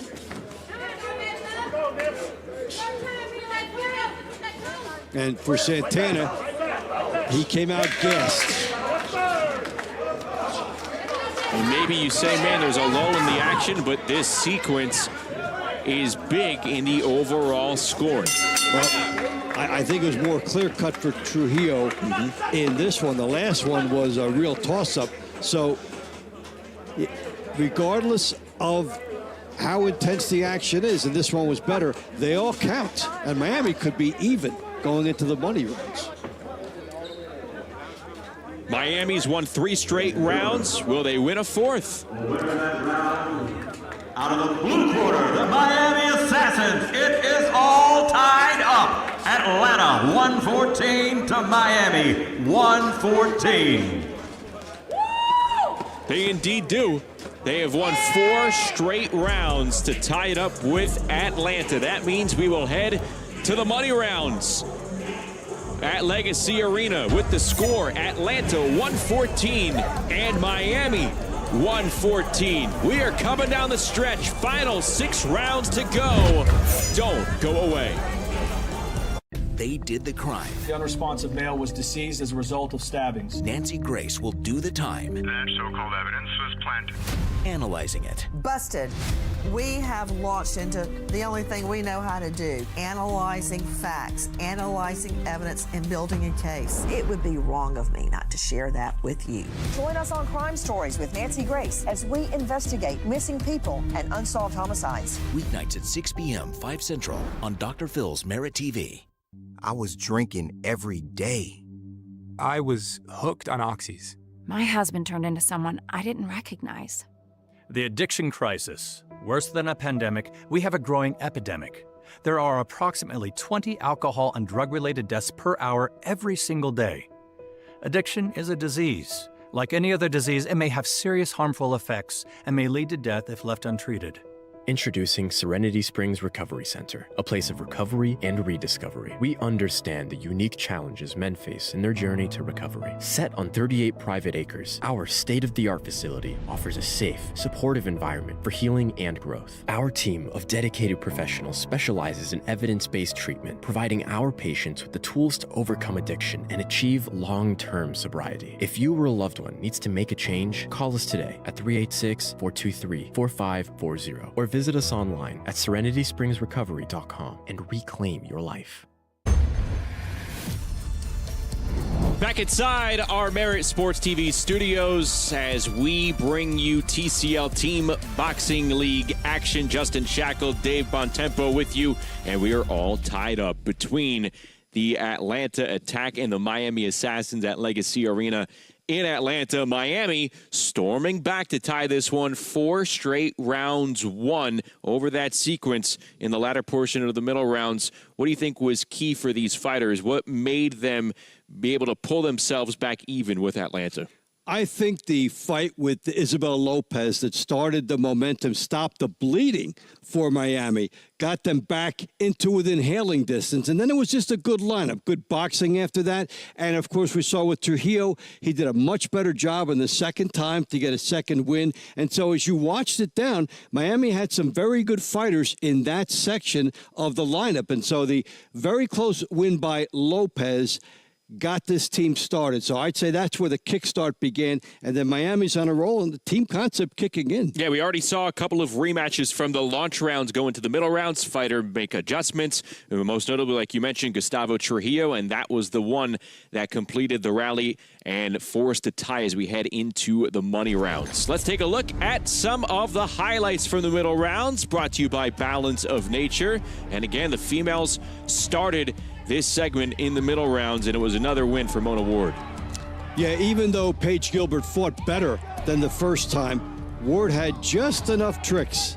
And Alyssa Bolton, her first action of the night, outpointing Kanisha Johnson. But this is what you're talking about, Isabel Lopez making her mark in this event. That was the first win in the women's division for Miami. We talked about how important that was, and they were getting blanked. Justin Pierce making his TCL debut, doing a good job. And then Yunieski Gonzalez here getting a 10-9 decision over Jonathan Rice. And as Miami crept forward, got back into it, eventually tying it at 114 apiece. you wonder where the momentum is swinging as we start these money rounds. So these two teams are both looking for their first wins of this young TCL season. Let's take a look at some of the action that'll be coming your way next weekend. It is another series of double headers starting next Friday night. Dallas and Houston, an all-Texas matchup, will come at you beginning at 8 p.m. Eastern, 7 Central. It'll be followed by San Antonio and Phoenix at 11 Eastern, 10 Central. And then the very next night, next Saturday, we're right back here as New York and Los Angeles square off beginning at 7 Eastern, 6 Central. Then it's the defending champs, the Philadelphia Smoke, taking on the Boston Butchers. That comes up at 10 Eastern, 9 Central. And then a couple of weeks from now, more Texas matchups. I love when the 2 and 3 and all the Texan teams they come out and they face one another, because you sense, again, it's a real young feeling within the league, but you can sense, because so many of these people from these Texas teams, they know one another. Some rivalries are budding, organic rivalries. San Antonio, Houston. Then we've seen some of the people in the studio here. A.C. Bryant, the coach of the San Antonio team, said, keeping an eye on us, watch out for us. And then all of a sudden, last night, a great victory for them. And this is the coming out section of the season where teams are trying to make a statement. So I love to see the rivalries. New York and Philadelphia area is always intense. And we're seeing some things develop out here and on the West Coast as well, as those circuits are developing and really kind of filling out the league. I like the way that these standings are profiling in the early going, and we are going to see one of these teams come out victorious at the end of the next 6 rounds. We are ready for those final 6 rounds. Time to unleash the money rounds over in Atlanta. Let's get back inside the ring with Mike Rogers. Ladies and gentlemen, this is the money rounds.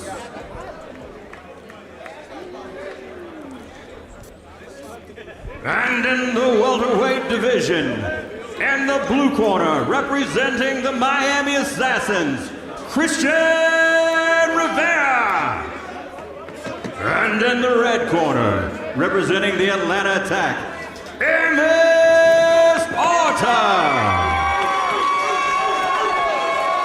Here we go with Christian Rivera and Hermes Orta, who you see on your screen right there in the white trunks. Orta picked up a 10-9 decision over Rivera in the launch rounds. Again, we enter the money rounds here, all tied up between Atlanta and Miami, 114 apiece.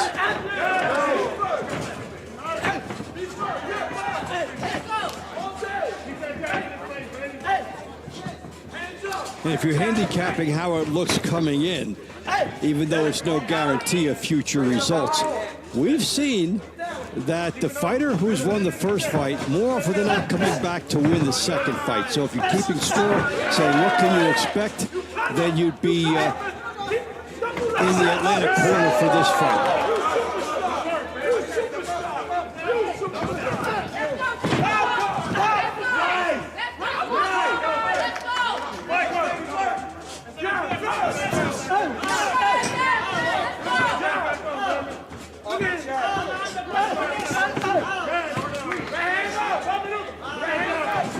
A nice hook that got in by Rivera.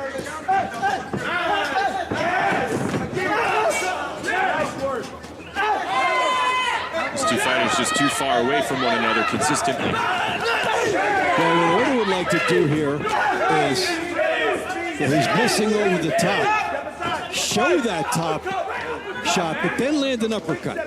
Now, you've got your opponent expecting the looping shot. He'll lean into it. That will open up the uppercut. Left hook landed by Hermes Orta moments ago. That was a flush land.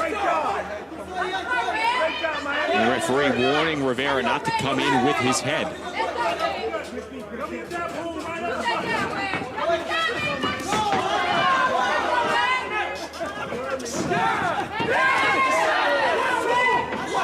Orta caught him again coming in. And there is Orta pushing down. The answer, referee has to be there a little sooner than that.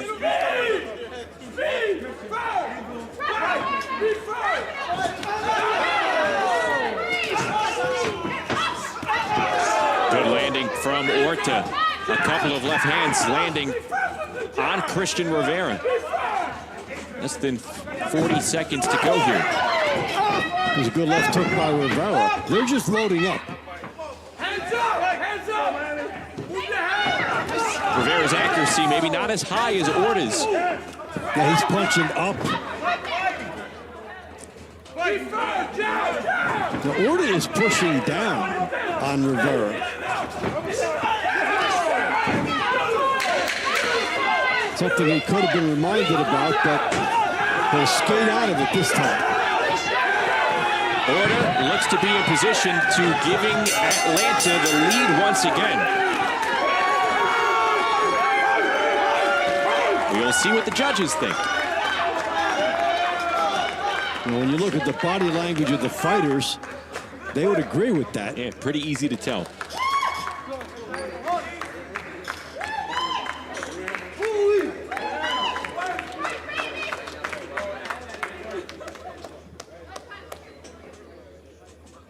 And the winner of that round goes to the red corner, Atlanta. Atlanta now has a score 124 to 123. So Atlanta back in front. They're up by 1 after Orta outpoints Christian Rivera for a second time tonight. Next bout's going to be in the super lightweight division.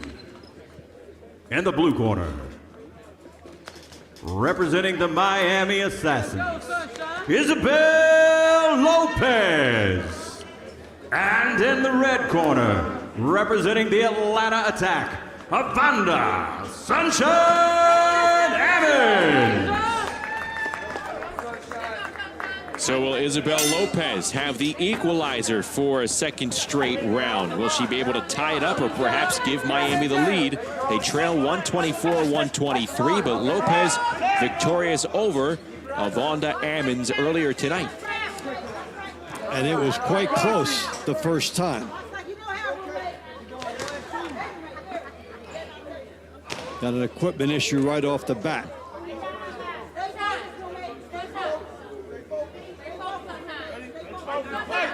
All right, here we go.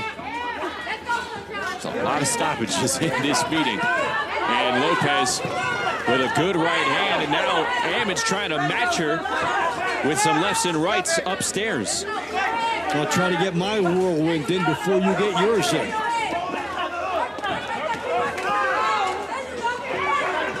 Ammons is trying to bulldoze her way through the jab. At least one of those punches did land.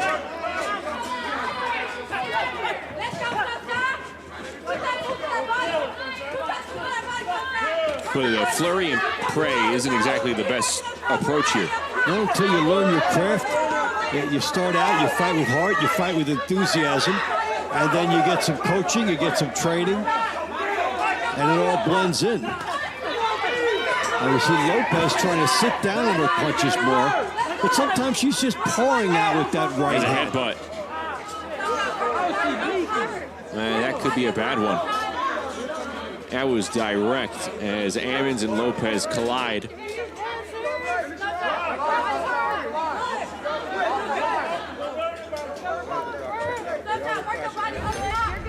Take a quick look at that replay on that headbutt.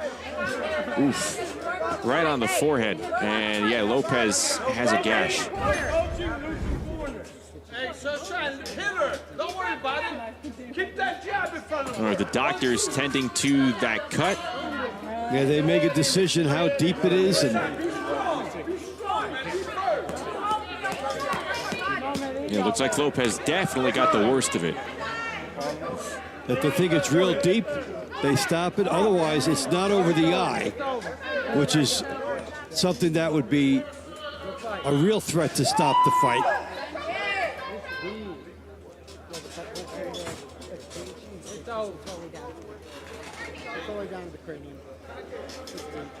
Whatever happens, this will be the definition of a hard-working night for both of these fighters. Oh, there's a lot of blood, and our mics are picking it up. The doctor's saying that the cut goes way down to the cranium. Well, that... Can I fight? No, I can't open it. There you have it right there. We're going to have it. Lopez asked, can I fight? The doctor said no. Here you go. Oof. She leaned in, and what happens is, every time you take a look at that, there was no jab. They both came in. So that'll be a no contest, David. 24 Yeah, that's an to important Miami, distinction. 123. Sunshine. Sunshine.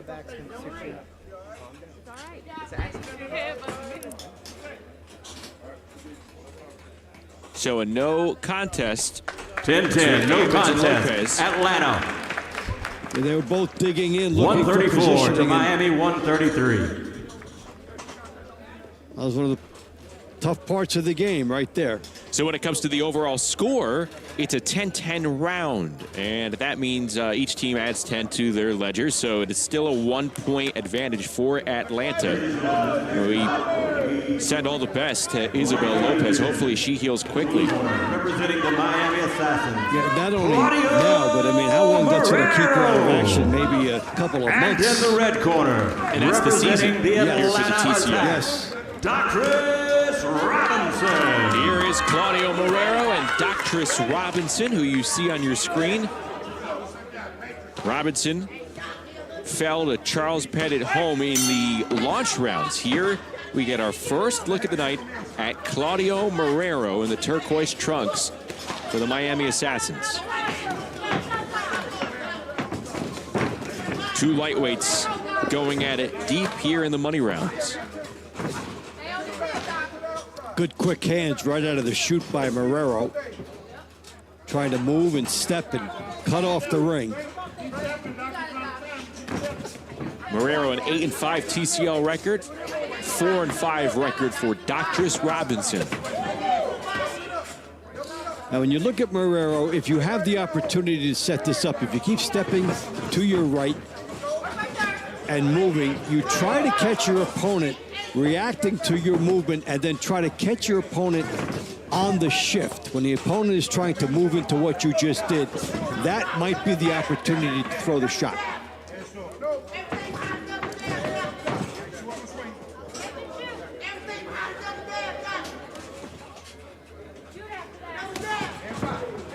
Good left hand snuck in by Marrero. Trying to get around the guard of Robinson.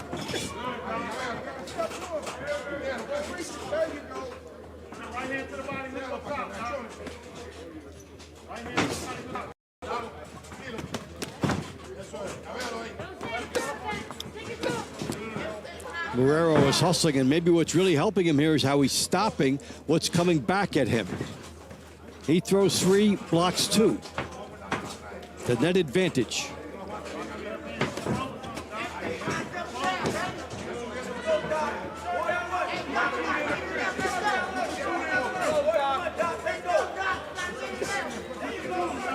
Closing in on a minute of action remaining between Marrero and Robinson.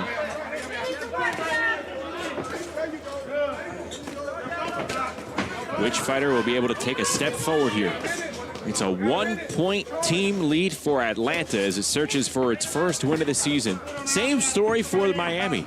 Don't want to start off at 0-2. And Miami has come from way back.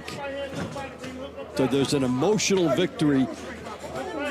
If this team comes all the way back and takes it, that's going to do a world of good for their morale.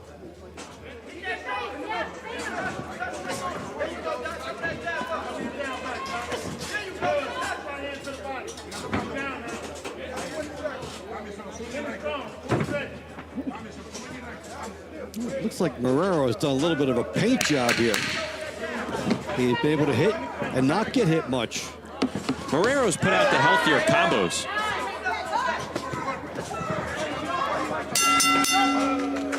It's good showing in the first 3 rounds of the first 3 minutes of the night, rather, for Claudio Marrero. We'll see what the judges think.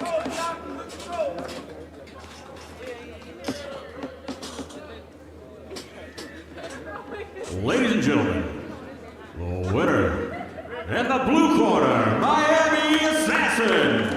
It is all tied up. Atlanta 143 to Miami 143. So a big pick-me-up by Claudio Marrero at 135 pounds. He's tied it up at 143. In the blue corner, representing the Miami Assassins, Tyler Schaefer.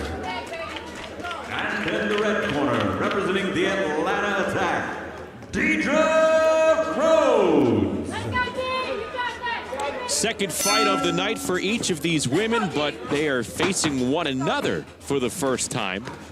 Tyler Schaefer from Miami in the turquoise trunks dropped a 10-9 decision to Jamie Mitchell. And Deidre Rhodes picked up a 10-9 decision over Kenesha Johnson. And is that ruled a knockdown? Slip. That's going to be ruled a knockdown. Wow. First he went like this underneath, and then the start of the count. We'll need a replay to see what exactly happened there, but that did not look like a knockdown to the naked eye. Maybe a punch did land. It's pretty big, though, as Rhodes is now looking at a 10-8 round. And with only 3 fights to go, that is a huge development. That's actually the first knockdown of the entire matchup. Neither of these teams known for their knockout power. And so they have to go the long way to victory. And that might be a shortcut for Miami. Well, can Schaefer answer back and negate what was ruled a knockdown in the first half of this round?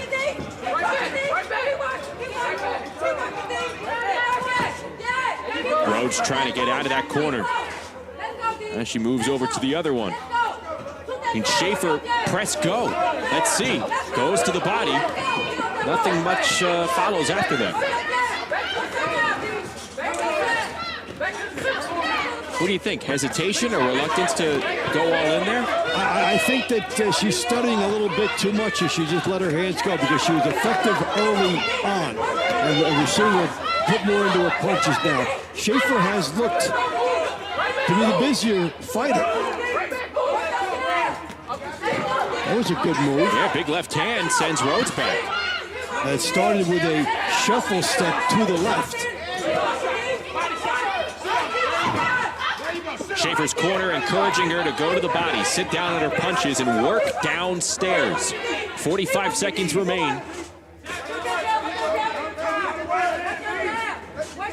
And 18 rounds for this matchup between Atlanta and Miami as they come down the stretch. Just a few more matches to go as these two teams are all tied up.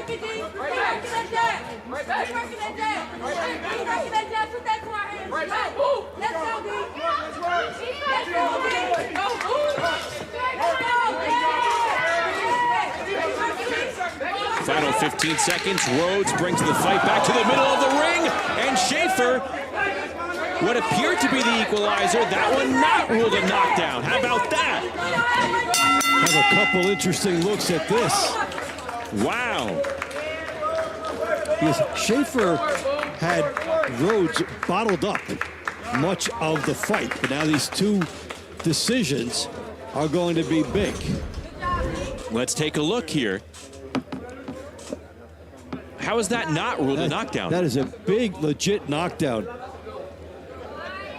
That's the one that set it up. Ladies and gentlemen, the winner of that round by 10-8, Miami! So the first knockdown, and that should have been the second knockdown with the ropes holding her up. So, but nonetheless... that should have been a 10-7 round. Yes, it's a 10-8.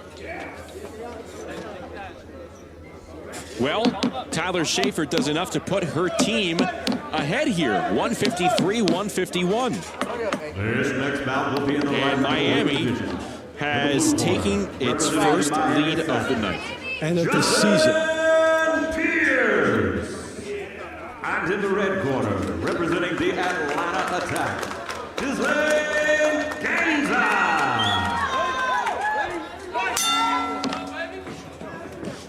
Here we go at 2 junior middleweights, second to final bout of this matchup. Round number 17, Justin Pierce, who put on an impressive showing in the middle rounds against Jeremiah Hinton. Here he's facing Giselle Ganza.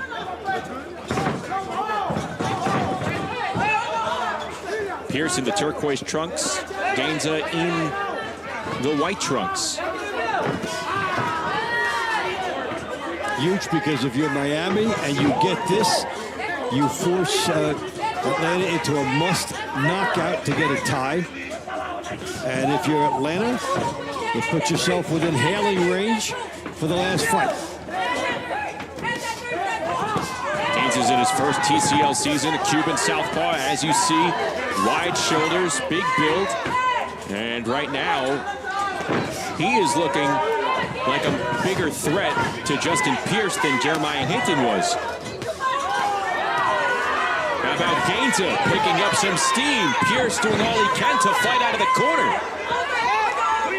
Not a good place for him to be, and he's trying to buy some time here and try to figure out what might work for him. But these are sneaky shots coming underneath, and he is being outgunned. Left uppercut comes underneath from Gaines. Pierce in survival mode with over 90 seconds to go. How about this? And Gaines thinking knockout. But there are extra points on the board right now. Could a 10-7 round be in the near future for Dislan Gaines? He debuted last week and earned a stoppage over Raheem Davis in what was the fight of the night.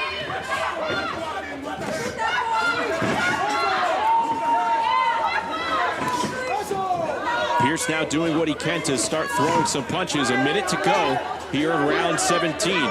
And a little bit of the team aspect coming in here. If you're Pierce, if you only lose by 1 point, a 10-9, if you can hold it to that, your team still has a 10-9, a 1 point advantage heading into the last fight.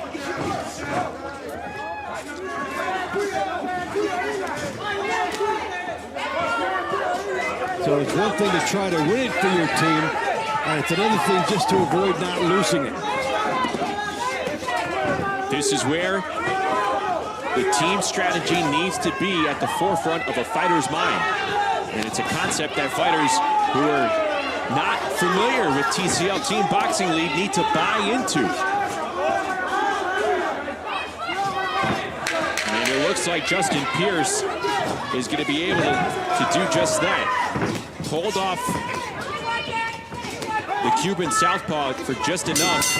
And this looks like it'll be just a 10-9 win for Dislan Gaines. It could have been way worse. So for Pierce, this represents points saved.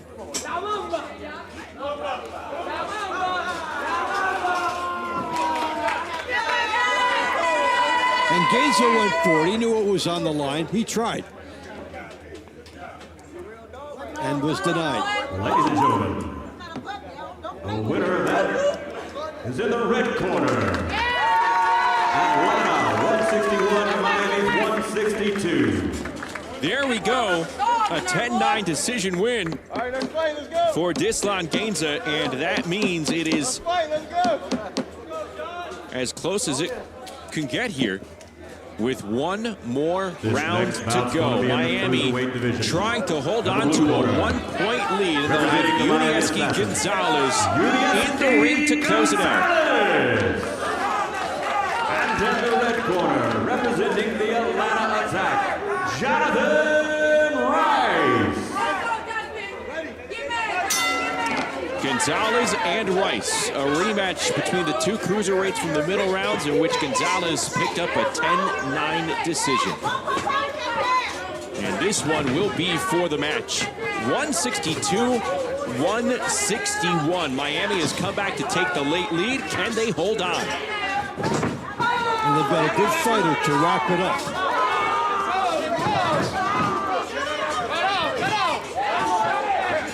It's Gonzalez, 39 years of age, current Miami resident, out of Cuba, no stranger to fighting in any form. He had his first bare knuckle fight earlier in the year and won. Rice looked like he was slowing down. Gonzalez saw an opening, charged forward.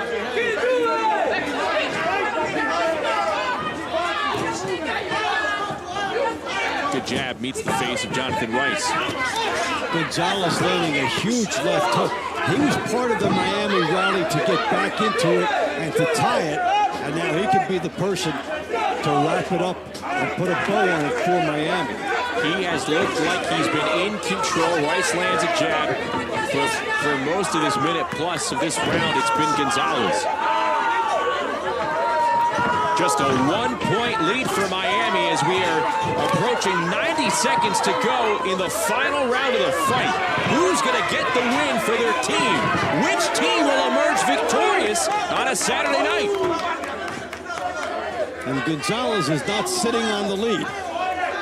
He's trying to make a definitive statement to end it. Very important not to get a point deduction on either side right now.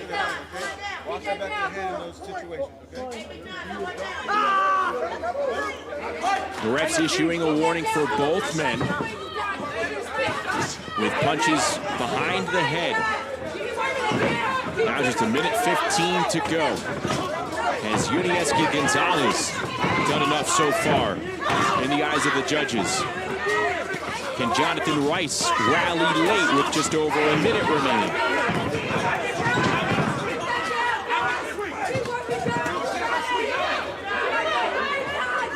Gonzalez has been swarming, and the most underrated part of what he's doing here is his defense. He hasn't been hit with much coming back at him, and that has set up a clear, distinctive path in the eyes of the judges. He's picking off a lot that's come to him. Gonzalez continuing to apply the pressure to Jonathan Rice. Rice fighting on the back foot. And Gonzalez continues to come forward and pour on the pressure.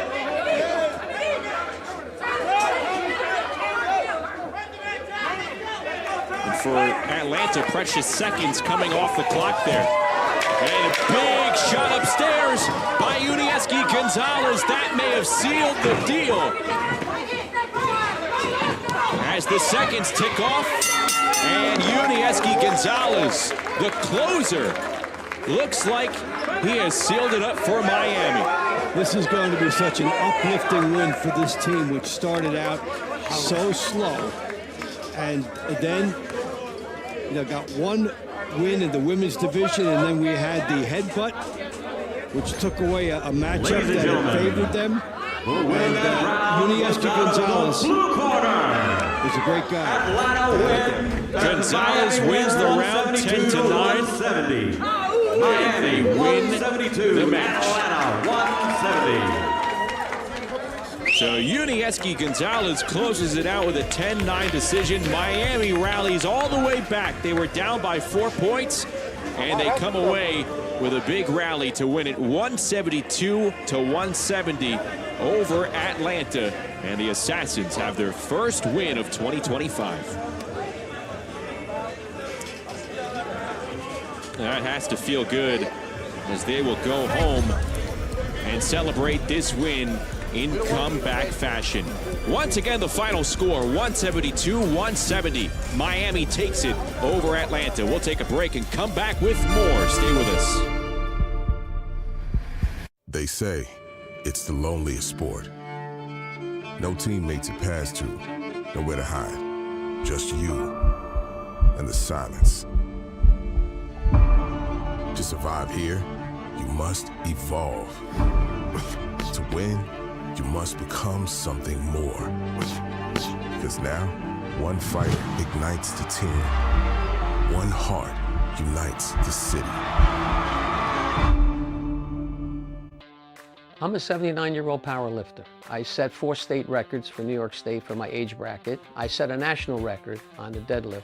And I found for me, my body adapts better eating healthier food, putting better things in me. I take balance in nature because I've seen the benefits for me. I'm reaping the benefit of this product. There's no question in my mind. Otherwise, I wouldn't take it. Forget about it. Get 35% off your first set as a preferred customer. Claim this offer by using discount code. Talk is cheap when it comes to saving our country.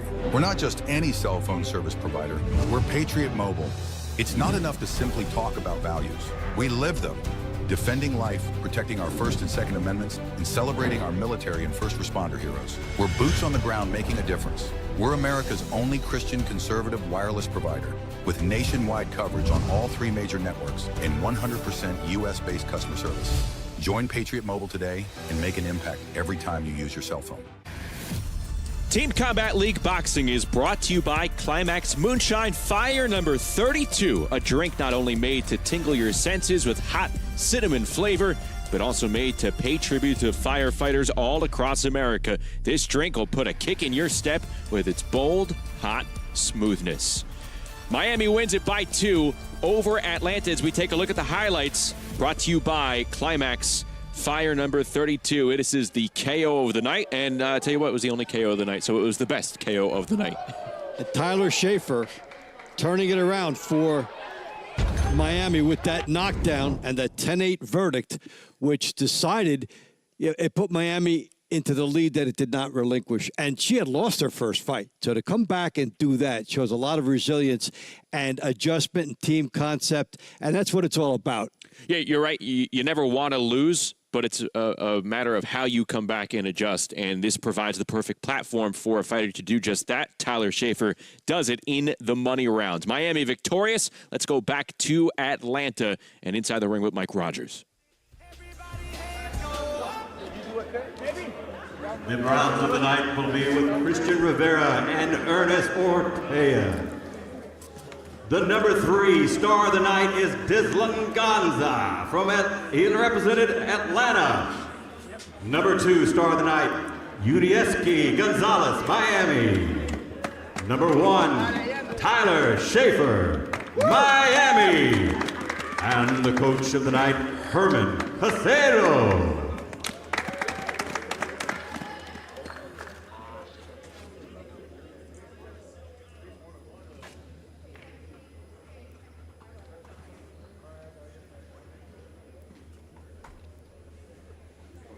You came in on very, very strong.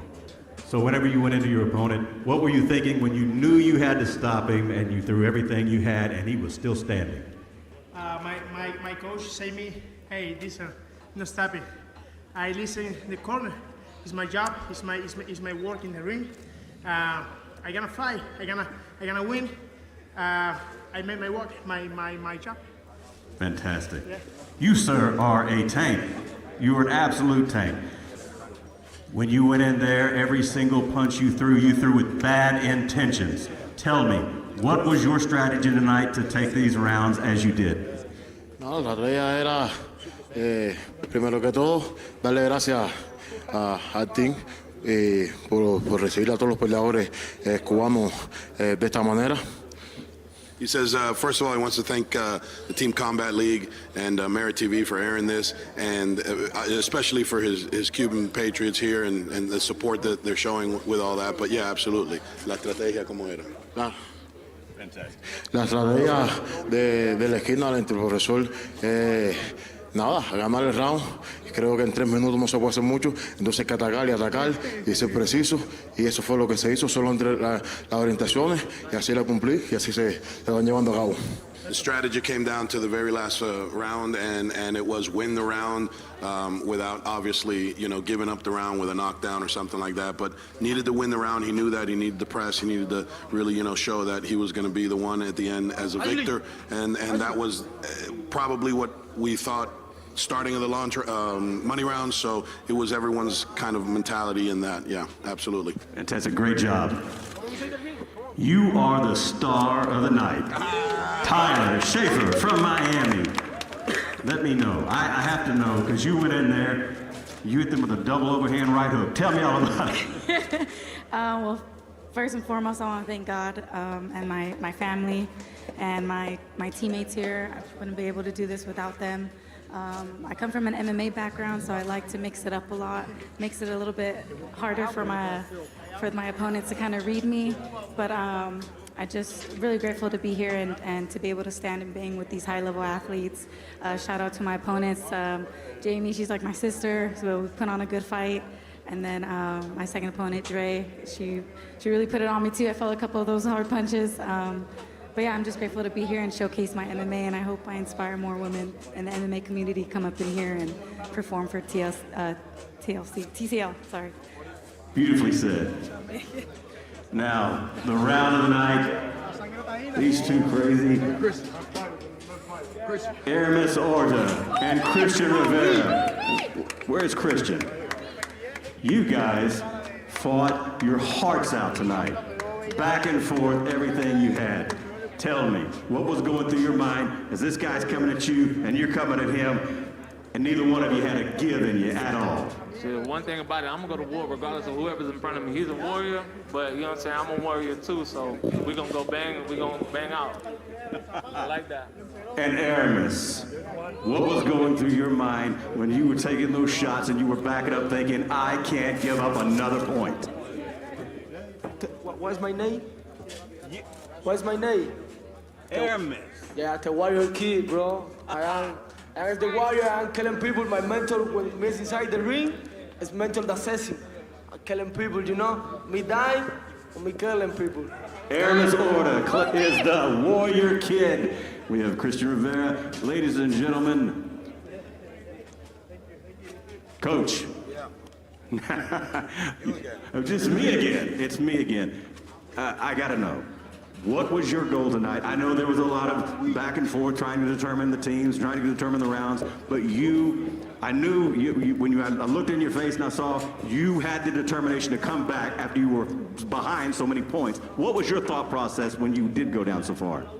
Well, you know, you never really down that far because you can get a knockout and you catch up right up. So the idea was not to be the one who's getting knocked out, right? So when we got the knockout, it kind of put us back up. The drop, the knockdown, so it put us back in close race. And then it was just talking to the crew and just tell them, just do your job, just stay on top of it, get the win. You know, don't do anything crazy. It's going to come down to the last round, all right, pretty much. And that's the great thing about Team Combat League is that you can be down, you know, 2, 3, 4 fights, and then you come right back in a great fashion like this, and it's fantastic because all these guys push really hard and work really hard, and I think that this is something that's probably here to stay, and it's definitely something that's catching on and catching fire, and these guys from last year's competition, this year's competition is night and day, and I'm excited to be a part of it and be training, you know, the guys to compete in this league. Absolutely. Fantastic. And as you have heard from all of these boxers and the coaches and everything else, this was a fantastic night of boxing, and we are now pushing it back to the studio. Mike Rogers, thank you so much, and thank you to all the fighters and the coaches who were in the ring competing in this one as Miami rallies back. They take it over Atlanta. They pick up their first win of the season here, and it's really impressive what they were able to do in the second half of this matchup. They win 7 of the final 10 rounds. We heard Tyler Schaefer talk. She was the number 1 star, rightfully so. She picks up the only 10-8 round of the night, and we talk about perseverance. We talk about adjustments. It was all in there for that one fighter in the money rounds in Tyler Schaefer. And I like how she congratulated some of her opponents that she knows on a personal level. You know, a lot of these fighters, they roll in the same circles. They're sparring, they're working out together, and Tyler Schaefer coming away with the biggest moments in this victory for Miami. She said one of the opponents was my sister. Is that how you treat your family? Well, that's what she did tonight. She went right at it, and she did a great job coming back from an earlier loss. One thing about this Miami team is that they had the power at the end, but this is not a power-laden team. So to come back, they have to win it with many fights, 7 of the last 10, and 1 power-punching thing. We saw the momentum shift coming in the middle rounds, that this team was building on the momentum. I think getting back into this fight at the end of the middle rounds was clutch for this team, and it set them up for what happened down the stretch. Let's take a quick look at the money round highlights as we wrap this one up. It's brought to you by Balance of Nature, and Miami started off slowly. Again, Aramis Orta took care of Christian Rivera here in a 10-9 decision. And then this was where the head clash occurred. Isabel Lopez could not continue. It's ruled a no contest.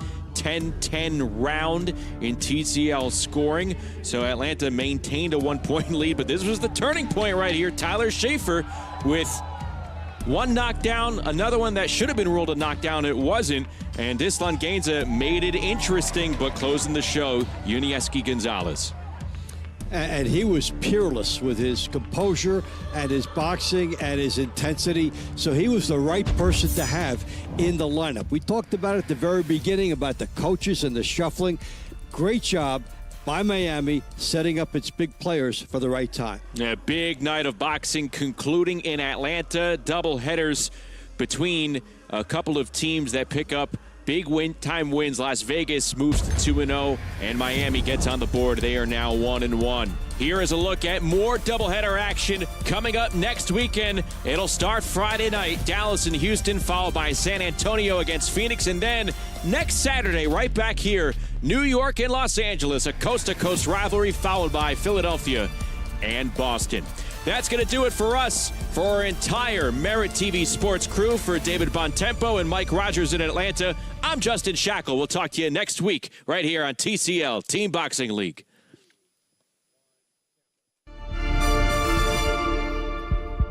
Step into a world of tranquility. Enjoy private accommodations. Let go of distractions and embrace the calm. Start your quiet exploration in jail every weekday on Merit TV. The millennial generation was turned into a science experiment for the sake of enriching big pharma, big ag, and big food. It is devastating us and our children. Human breast milk now contains thousands of microplastics. If you need formula, you can't find it without inflammatory seed oils or soy. Parents have to order it and buy it from Europe. Does this all seem overwhelming to you? Good. This is what the American mom deals with every day. American Values 2024 is responsible for the contents of this advertisement. You were tortured as a child. My mother taught me how to be a very good liar without any conscience. This was a homicide masquerading as a suicide. Sleep Cream is the revolutionary all-natural cream made of organic oils and plant extracts. Simply apply Sleep Cream at bedtime and start enjoying. Sleep like a baby and bright-eyed, bushy-tail mornings. I mean, you do want to start sleeping better, right? Try Sleep Cream today. To order, visit sleepcream.com to start sleeping better guaranteed. And for a limited time, get free shipping on your first order by using code PHIL at checkout at sleepcream.com.